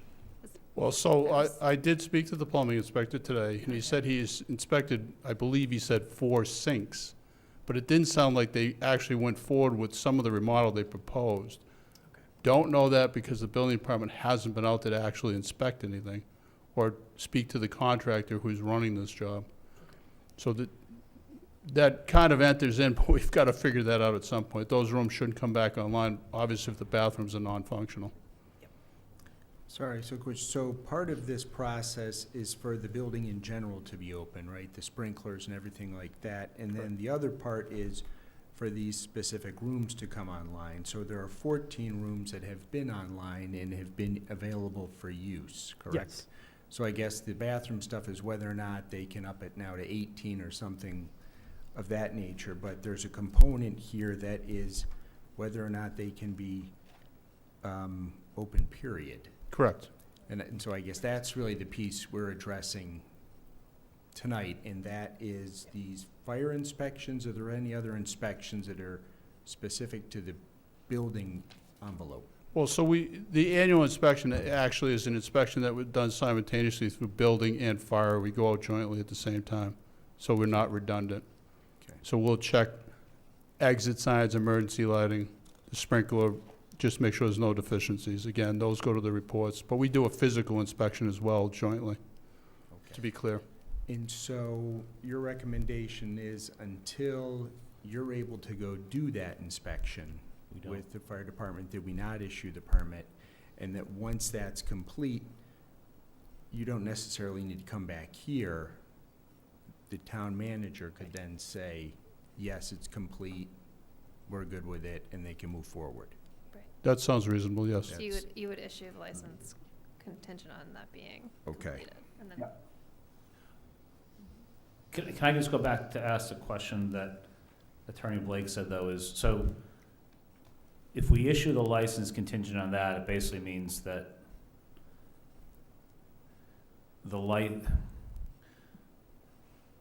take a step back. Right now, there's a license in place. Even though they haven't had their inspection since June, their license is in place until it expires. Does it expire, or is it until a new one's issued, or? It the end of- expired it's last the end of the June. year.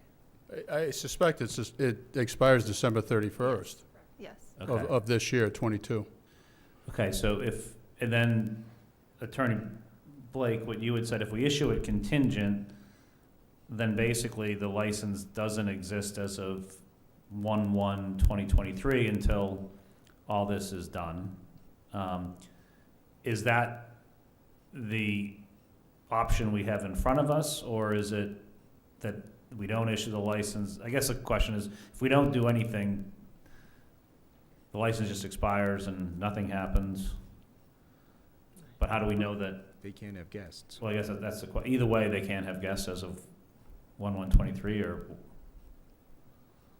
Yes, as of 1/1/23, if you issue the license with a condition that it can't be occupied until this inspection has been completed, then as of 1/1/23, the new license takes effect, and they can't occupy it until it's been completed. If you take no action, the license will expire. They can come back to you with a new application once they've gotten the inspection done. So I think you're right. Either way, they don't occupy this because they're not going to have a license to occupy. Okay. So I think, I think it's contingent, sounds like Yeah, the it's gotta right be way to do fixed, it. It's but- got to be but fixed. And I do think, to Sean's point, sorry, Shelby. No, Sean is right, yeah, it's, Almost two different things. So the permitting, yes, it comes up here, but if there's 14 that are under permit demolished, you're not going to give, the occupancy won't be for the full piece. So I guess my take is, yeah, I'd be, and Alan, I know it looks like you have a question.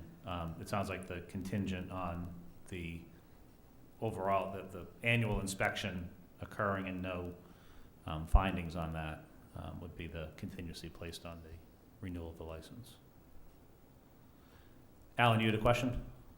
No, that was gonna be my comment, that, I think the motion should be renew the license contingent on completion of the the inspection and remediation of any deficiencies. Yeah. Is that a motion? That's a motion. Okay. Further- Second, The second, any comments or? Okay. Any comments? Sorry, so we'd be able to continue to have guests, and we just have to correct all the deficiencies and get all the inspections and everything. before December 30, well, once December 31st, there's no occupancy license in place. Okay. Sorry, I just, would we be able to get all that done with the town before then? Correct all the deficiencies? It's, we're willing to do whatever it takes. Yep. Well, if I may, Yes, please. President Arnold, it sounds like you have a sprinkler company coming in to do a report. Mm-hmm. So you have to see if you have any deficiencies there. If you do, you have to have those corrected. I don't know if you've contacted a fire alarm company, though. We need a separate report. Unless the same company can do a report for both the sprinkler and fire alarm, I don't know that they can, but we need a report for both the sprinkler and fire alarm. Okay, I'll get that. Well, that's fine. You'd have to have it by basically Thursday if we're going to schedule something for Friday. And that might be tight, because the fire department, Right. we close at noon on Friday. We can maybe push that, but I'm actually not in, but the other inspectors are. It's just getting tight on time. But until we have those reports, we don't know if there's deficiencies. If there are deficiencies, I'm going to guess it's going to be tough to have those repaired prior to Friday and scheduling something with us. So the timing's basically up to you at this point. Yeah, and I understand it's unfortunate. I mean, I think from our side, this is part of running it. It's safety on our side. I don't know that there's anything else we can do. It's unfortunate. I know the things not being forwarded, and you're in a tough situation being new and coming in here. I think as Fred indicated, we're willing to work with you to get this done as quickly as possible. We want you to be in business here, but we also need to have it follow the rules. So. Right, well, and this isn't the only property that this organization owns, so it's known that this is an annual process. So it's unfortunate that you're the new guy and you've got to bring that back to the home office, but it is what it is. So as fast as you guys can move, I know our town departments will move to bring you back online. But if not, then there may be a delay, and occupancy would not be permitted. Yeah, I don't mean to be redundant, but this is not the first time for Mr. Patel that this has come up. So it's kind of a recurring theme with this particular establishment and this particular owner. Thank you. So I think we have a motion and a second. Anything further? No, I just want to make sure, Justin, that you're clear. No, I understand. Thank you. Okay. Not Well, great news. I know it's not great news, but. Yeah. No, that you walk away. I don't want you to be like, I'm not really sure what they expect. So, okay. Perfect. Roll call vote. Alan? Edinburgh, yes. Welch, yes. Johnson, yes. Keo, yes. Marshall, yes. Okay, it's 5-0, 5 being present. Thank you. Good luck. All right, thanks. Thank you, Mr. Thanks. O'Riordan. Fred, thank you for being here too. Thank you. Yeah, absolutely. Thank you. Okay, next on the agenda is the item 5, Community Preservation Committee bylaw. Do you want to say bye to Attorney Blake? Oh, yes. Jeff, Thank you Attorney very Blake, much. thank you very much for being here, and Christie's watching our dime, so thank you for your time on the meeting. Appreciate it. Before I go, Happy New Year to everybody. Happy New Year to you as well. All right, we'll see you later. Okay, thanks. Good night. Bye-bye. Thank you for that. Sure. Okay. 7:42. Yeah. Okay. Shelby, Yes. So as the board is aware, the town by ballot passed the Community Preservation Act. And so the next step is for the town to adopt at a town meeting to amend our bylaws to adopt the Community Preservation Committee construct, if you will. And Mass General Law is pretty prescriptive about the constitution of the committee. You do have in your packet an email from me, as well as Chrissy was kind enough to include the recommendation from the exploratory committee, the entire packet, should you have any questions. The Mass General Law requires 5 seats to be held by specific appointed members appointed by those various boards and committees.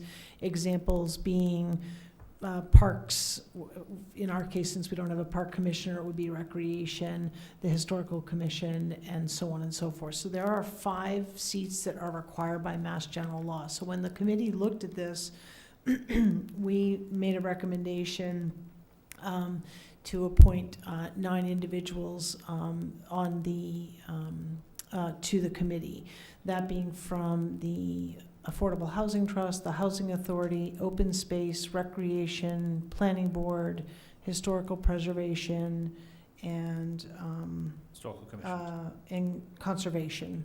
So those are 7, and then we had 2 at-large resident members, so that would bring it to 9. That was the recommendation of the exploratory committee.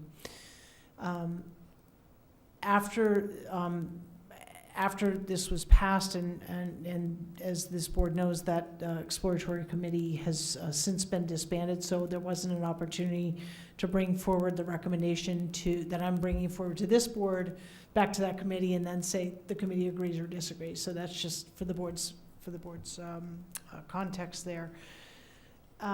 In speaking with the Community Preservation Coalition that has worked across the state with many communities that are have implemented and as they oversee various projects that come forward, the coalition strongly recommends a better balance of at-large members, not just those that are serving, not just residents who happen to be serving on other committees. And the purpose of that is that as projects, these really should be almost sort of grassroots, community-based, like ideas and generation. And by having a majority, which the exploratory committee recommended, by having a majority of individuals who are already sitting on boards, it sort of predisposes the CPC to lean toward other initiatives that may already be going on in the town. So my recommendation, although I cringe at an 11-member committee,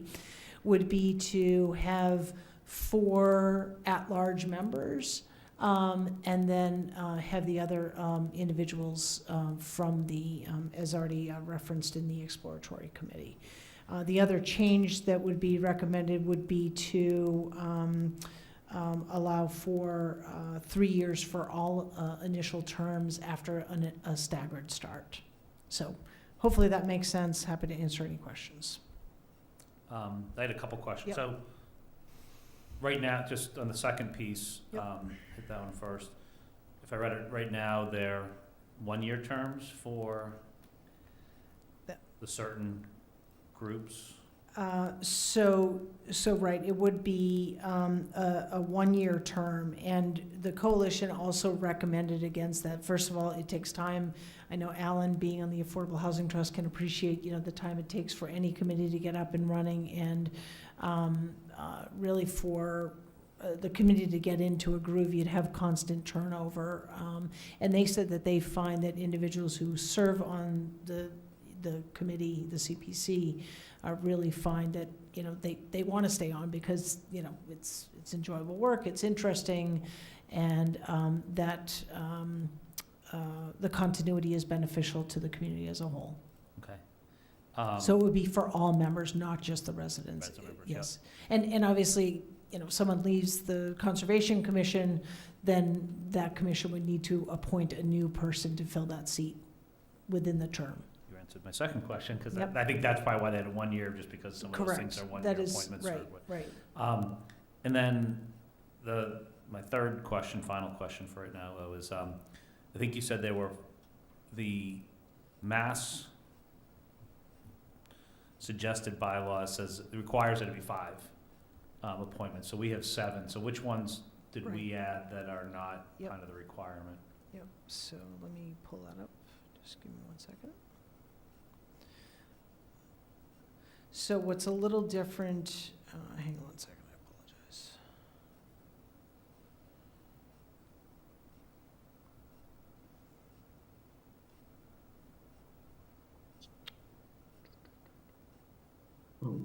While Shelby's looking it up, I can answer for one of the two.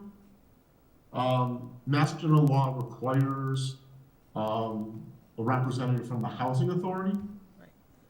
For communities that don't have a housing authority, it can be another affordable housing related entity. Typically that would be the housing trust. But the Westborough Affordable Housing Trust is not a statutory member of the CPC. It is considered, Mass Housing Partnership considers it a best practice to have a member of the housing trust, someone sitting on both the housing trust and the CPC to coordinate liaison efforts around affordable housing. Okay, thank you. So the 5 required seats are Conservation, Planning Board, Historical Commission, Housing Authority, and Board of Park Commissioners. What we added to that was the Housing Trust. I think that, we've all recognized the good work that committee is doing, or the trust is doing, and the importance of coordination, among boards and committees. We added open space, and then I think that's it. and Yep. and we had, so that brings us to the 7, add the 2 residents, and then what I'm proposing is to add another 2. Okay. So typically, I imagine most are 9, but it's 5 and then 4 residents. Right. We added 2 Exact- more things, so, okay, Exactly. makes sense. Yep, exactly, yeah. Slow on the uptake, so. Yeah, no, I wish it were 9. I mean, just because I think it makes it more reasonable, but it is, I think that given the town's, given the work of open space in the past, and certainly the Housing Trust more recently, it's important that those 2 bodies are represented. And again, the language, let me be clear, for the 4 at-large would be, those individuals would not be serving on any other board or committee. That would be the language.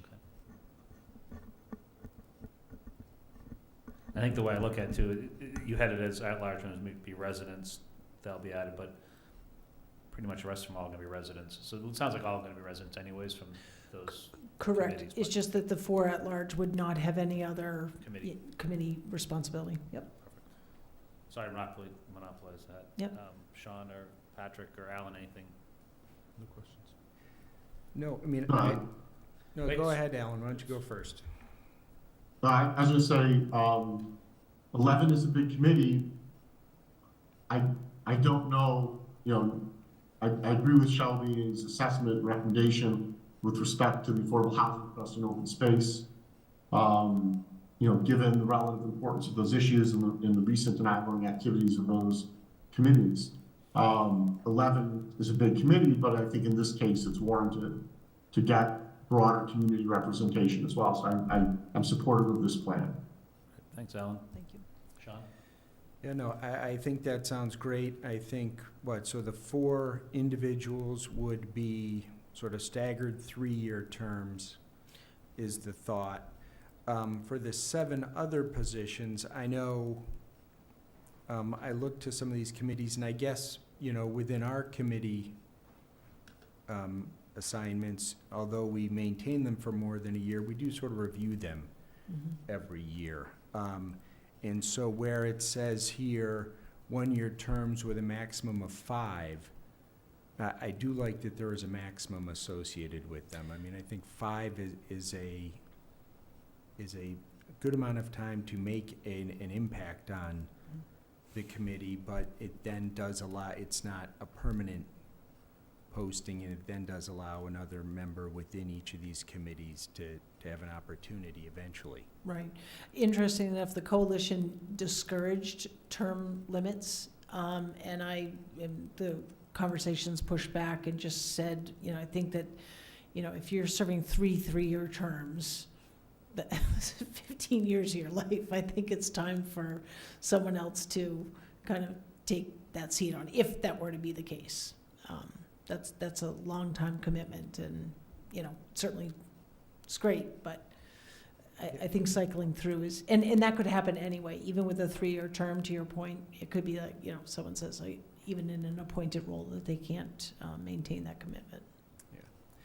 And, yeah, I mean, I think 5 years is a good amount of time.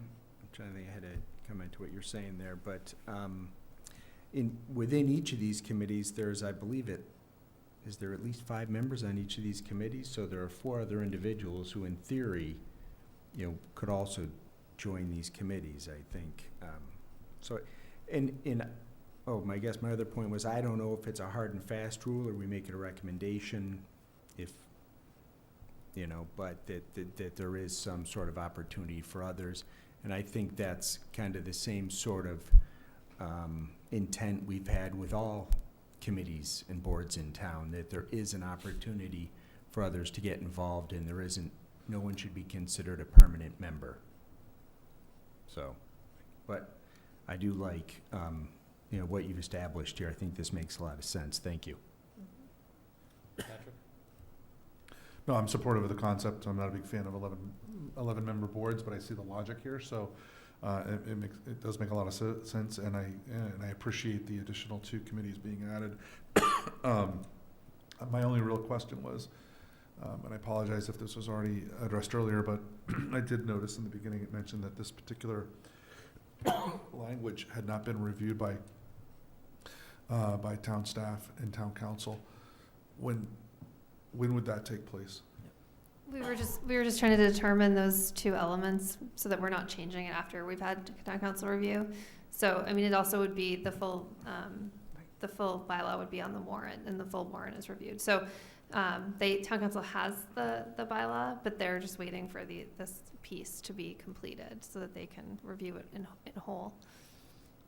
And then I would also ask if you had any thoughts or feedback on the makeup of this committee as well as the volume of the committee. Just curious from a town perspective if you think that these are the logical. Yeah, I mean, it makes sense to me. I agree with all of you. I echo the 11-member committee. But I do think that in the past couple of years, this board has looked to compose more committees with a larger makeup of residents, and so I think it's consistent with what you've been doing. And the language that you do see here in the packet is sort of the standard language. Our council may modify that, but that is sort of what has been accepted at the state level. So I appreciate the work you and the Yep. committee's done to get this far. don't get all choked up about it. So just so I'm clear, though, the language, the second part that's in yellow about annually for a term of 1 year, so no more than 5, implies that it was a 5 years maximum. If we go to 3-year terms, would it still say at 5 terms? So it's, you mentioned 15 years, or would that Yeah, I mean, change?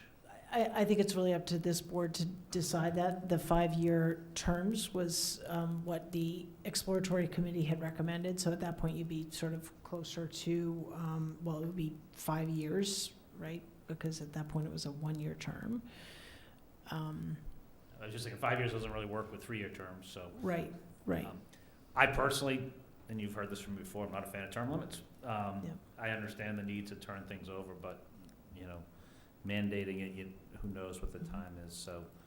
I think, But I'll go with what the board says. and I think we have, and I apologize, I don't remember the committee handbook guidelines. Maybe, Alan, that's what you're going to comment on. Yes. So in the committee guidelines in the handbook, the recommendation is that seats that are coming up where someone's finishing their second consecutive term, there's an effort to recruit new members. So there's no hard and fast term limit, but it's just a recommendation that committee chairs and committees constantly recruit to refresh membership over time. And so the thought there was, many of these committees that covered by the handbook are 3-year terms. That's pretty typical. So I mean, someone would be serving 6 years. Basically, you'd be looking to bring new people into the committee all the time, hopefully.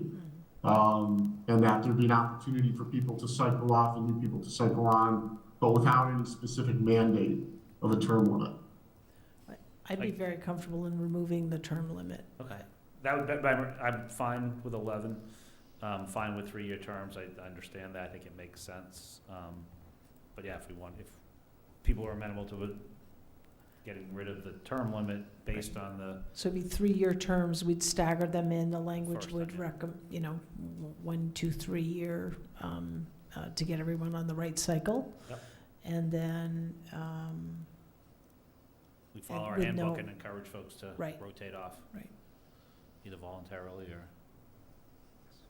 okay. do Great. you want a motion? Do we need a motion on that, or is just? I don't I don't think so, because Are we all you'll in vote on agreement it there? when it's complete. It makes sense to me. Al, make sense to you?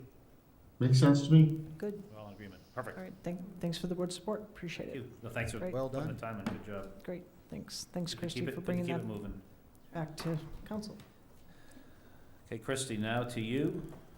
I got you right at 8 o'clock, and I'm gonna keep you timed to 8:15 to go through the I'll go even faster. budget book, so. Um, And just as a note, we did go through this as a finance team, earlier this month, so she had a first chance to go through it in 15 minutes, so. You got the preview. Yeah. The budget book this year, as long as it's ever been, it's about 1,200 pages. And part of that is because we've included both the climate action plan and the master plan in the appendices, not in the print version, but online. So we hear from people often that, it's a little bit daunting of a document, and we really want people to use it as a resource and a tool. So this is just a very brief opportunity to just kind of focus folks on what I think might be more highlights. So I guess the first thing that I would note is that, if you're in the online version, there's a lot of links within the document, so that's actually really helpful if you're looking at it on the website. Pages 2 through, pages 2 through 21 are the budget message, and that's really where we talk about some of the differences that are happening between the current fiscal 23 budget and the new FY24 budget. So we talk about the process leading up to it. This one in particular talks about the American Rescue Plan Act and those projects as an example. So this budget message is really where we talk about the projected tax increase. And then we also compare ourselves to our data dashboard community. So a lot of the things that you see in the presentations that I give, which are very summarized for the purpose of being a PowerPoint presentation, is really in this document, in this beginning part. If you start on page 10, that's the budget highlights. That really focuses on what's new in the different departments. And so we break out some of the new items, the cost of some of these new items that we anticipate, that we're recommending, and it really goes through each of the different departments and what is new in their budget. We also call out some of the larger budgets, so we always show the insurance, and we show the sort of trajectory of those rate increases, and so that's all within this document. And then we always talk about debt. And then managing the impacts. So when we use free cash as an example to lower the tax rate, that's on page 17 here, and that's within this document. We also, I know that there's been questions that have come up, how do we plan for things? Do we project things? So we do have a 5-year financial forecast. That document is in the appendix. But within the budget message, there is a discussion of the 5-year financial forecast with some numbers showing what we project in the future. And then we briefly talk about capital projects. Again, that's another larger part of the document, but we briefly talk about the capital projects in the budget message, so you get sort of some of the totals in summary. So then also part of the beginning intro part of the budget is just some overall budget summary. And then we have our operating expenses and our expenditures. And then we have this great pie chart on page 25, which really shows kind of where all how the budget is allocated. And then we have our organizational chart. So when you're seeing where we might be adding staff, you can see where they might fit in the organizational chart. And then we have a full-time equivalent chart, which is actually new this year. And so that really shows the change in number of employees that we've experienced since FY20. The second tab is the budget table, and that's probably the easiest one to go through, especially for the board when you're hearing from different departments and you're voting on the budget. And that just shows all the different, it's very similar to what you see in the report and recommendations and the Finance Committee R&R. And that just shows the percentage increase for salary and wages and expenses in each of our departments. And that's that whole section. And then we do a community profile, so we talk about things that we're proud of. We talk about the plans. We talk a lot about the plans that we've been doing. So the strategic plan, the climate action plan, and the master plan are all things, documents that are really driving the work that we're doing. And then we sort of talk about Westborough at a glance. So there's a lot of charts in this one. So if you're a more visual person or you like to look at things in a bar graph, that's really all here. There's also tables. When you get to page 41, we start talking about local receipts. So we talk about receipts all the time. And we talk about different local receipts that we get just in the community. So meals tax, hotel motel tax, vehicle excise tax. But then we also talk about other receipts that we get. So we talk about state aid. And that's money that we get, for Chapter 70, but also unrestricted local aid. And so this is all the money that comes in that sort of lowers the levy. On page 44, we talk about town meeting, which we're all familiar with, but then we also do our anticipated articles. So anything that we know that's coming that's going to have an impact on raise and appropriate article. So it's not exhaustive because we don't know everything that's coming in, but it's things that we know we'll see that's going to have an impact on the tax rate. And then the last part of this section, the community profile section, is the strategic plan, and we go through every single strategic plan initiative, and we talk about what we've done to date. And then the last 2 pages here, 4 pages here. Now we have 2 pages on the master plan and 2 pages on climate action plan because we're really getting those things off the ground, and we expect that those sections will grow. Let's see. And budget overview, we talk a lot more about revenues. Beginning on page 69, we talk about the expenditure overview. So that groups our departments by sort of types of services that we provide. And it shows what the increase is for that in dollar amount and then also in percentage with a really brief understanding. So here's another spot where you can kind of see, why is general government going up and how much are they going up versus maybe public works. And so that's that whole section there. And then we talk about our enterprise funds and then other things that we pay for that people maybe don't think about. So the state assessments beginning on page 77 is all there, and then our assessment for Assabet. So I think, I would encourage, if you want sort of a really quick view of the budget, look at the budget table. If you really want to understand what's new, that budget highlight section of the budget message is really helpful. The rest of the book has a lot of detail about what each of the departments do.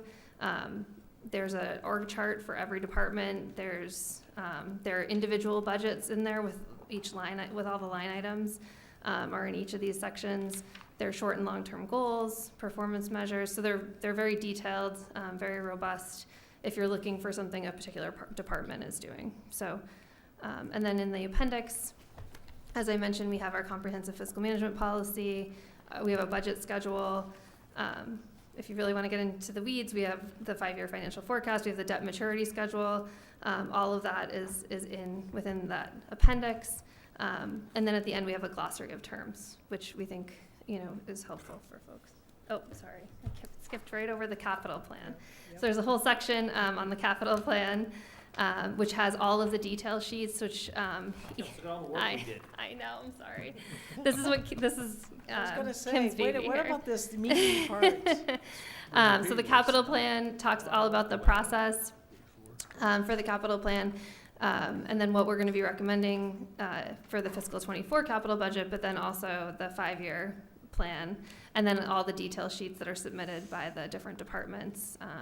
And then, let's see. On page 336, which is part of the capital plan, this is where we've really started to talk more about that long-range outlook. So there's some narrative about what that would look like, or what that might look like based on what's been submitted by departments. And then the last 2 pages are a spreadsheet of what that will look like. And so, as you know, that's one of the goals that I have, which is to propose back to the board what the schedule is. So right now, this is just what's been submitted, and it needs to be reviewed for the long range. But so Love the new logo in it. yes, Very nice, nice touch. This is really quite good. great. Thanks. Award-winning. Yes, award winning. No, Yeah. this is a fantastic body of work. A quick question for you, and some of these tables are quite small. Yeah. So you mentioned there's a PDF online, you can zoom in on it, or, Yeah, so online, each section, so if you go online, each section of the budget is available as a link, so you can click into it, or you can click into one PDF and move through the document as a whole. fantastic. Thank you to Team. everyone, the entire team for putting this together. I know that it's obvious how much work it went into it. So thank you. thank you very much. It was 10 minutes, that was good.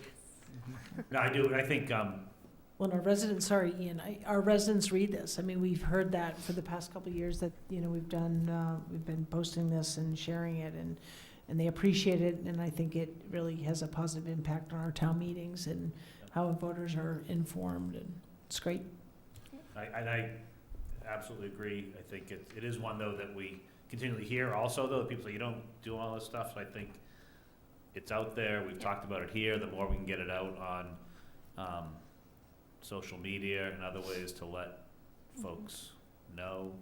I know that as we go through the process, you're out there, but I think sooner now, there's a lot to digest here. It's great. Yeah.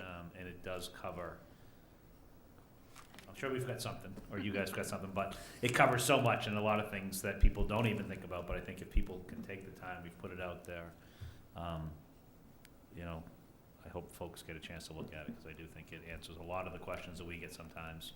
People say we don't communicate, and you guys have here, so thank you. We don't plan, we don't do a lot of things. Exactly. We Right? don't talk about it, we don't Right, update on it, right, so. right. Okay, any other comments? Perfect. Thanks. We are moving. Issues and correspondence of the, correct me if I'm wrong, but I think we go to issues and correspondence of the select board. Yep. So, Alan, Nothing but to wish people a great holiday season and a happy new year. thank you, Alan. Patrick? So I guess I'll want to give a really loud shout out to our fire department for the services that they provided personally in the middle of the night to my neighbors. For those that aren't aware, they had a house fire caused by their fireplace. A family of 5, 3 children had to be evacuated from the house at 1 o'clock in the morning. I'm really impressed by not only our fire department, our fire chief, but also the contributions from the other communities that answered the call to come support the 2-alarm fire. So thank you again to the fire department. I will also share that the family seems to be doing pretty well. They're unfortunately still having to stay in a hotel, but that hopefully will be rectified soon. But good spirits considering the situation. And then again, I'll echo what Alan said. Happy New Year to all, and I look forward to a great 2023 as we get through the budget season and onward into town meeting. Thank you. Thank you. Sean? Yeah, I would just say thank you to everyone for this past year, the effort everybody's put forward, and looking forward to 2023. Thank you very much. Shelby? So I'm going to bring up one of our favorite conversations, which is the bridge. So it seems that our bridge, our railroad bridge, just keeps, the hits keep on coming, as they say. So I would really love to dig into this a little bit more, because every time the bridge is hit, obviously, I mean, the impacts are huge. Residents, businesses, time, and certainly work on the part of our, in particular, our public safety officials. So I would really love to understand a little bit more about kind of what happens when the bridge is hit. Like what what services have to be deployed from a town perspective, DPW, fire, police, there could be others, I don't know. And that then leads to, what cost, what are the costs every time a vehicle or a trailer truck hits that bridge? And further understand kind of, and Christina, we've talked a little bit about kind of the fines to the driver, but I'd love to understand, what is that process as well? Like, what fines are applied? Do they come to the town?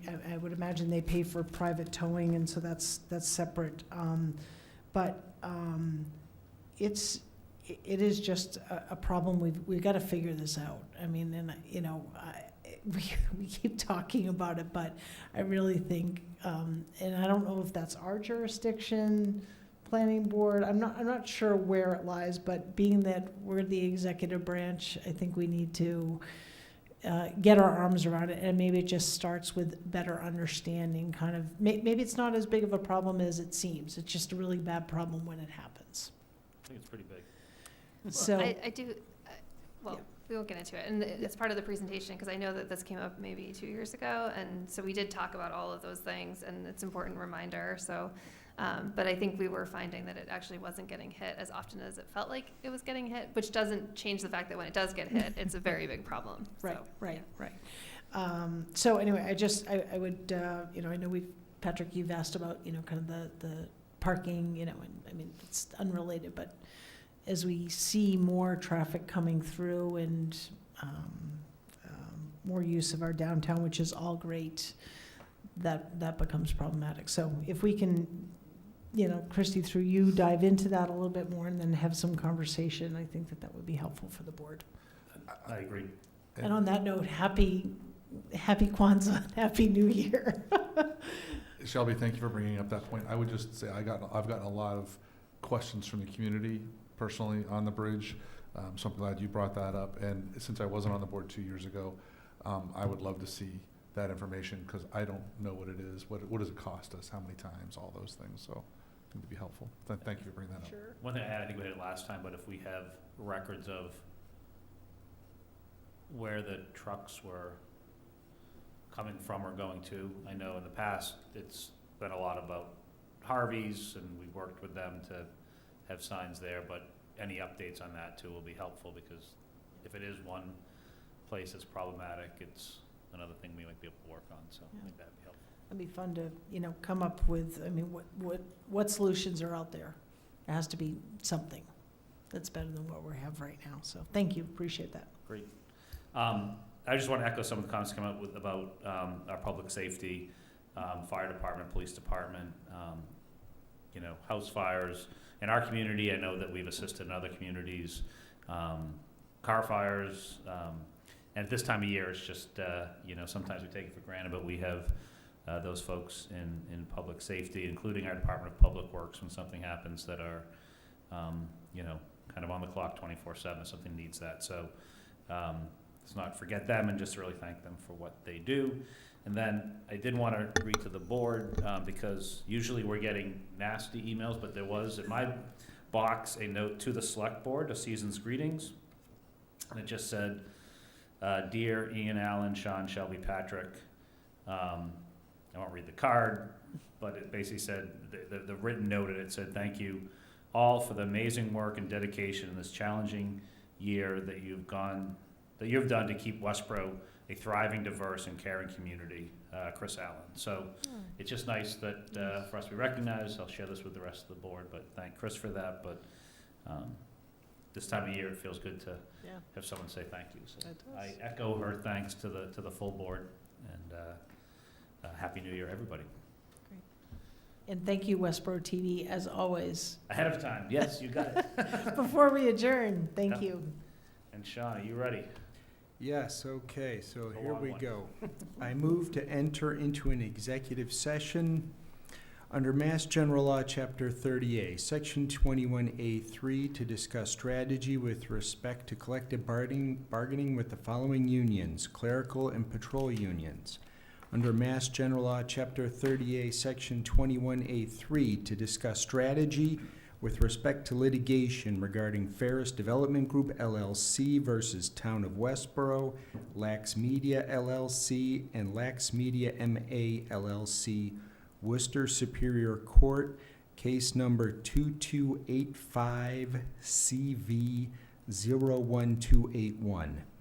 Under Mass General Law, Chapter 30A, Section 21A3, with respect to litigation regarding residences of Westborough Station, Northland TPLP LLC at 100 Charlestown Meadows Drive, enforcement of affordable housing. Under Mass General Law, Chapter 30A, Section 21A3, with respect to litigation regarding 129 East Main Street, Town of Westborough versus Westborough Retirement Residence, LLC, Worcester Superior Court Docket Number 2185, CV 00292. Under Mass General Law, Chapter 30A, Section 21A3, with respect to litigation regarding PFAS, and under Mass General Law, Chapter 30A, Section 21A7, to act under the authority of the Select Board to approve executive session minutes of November 22nd, 2022. And I declare that an open meeting would have a detrimental effect on the board's bargaining and litigating position. The board will not be reconvening in open session at the conclusion of our executive session, which hopefully doesn't go until tomorrow. Strike that from the record, please. Is there a second to the motion? I'll second. Second, Edinburgh seconds. Okay, roll call vote. Allen? Edinburgh, yes. Welch, yes. Johnson, yes. Keo, yes. Actually, yes. Good night. Thank you.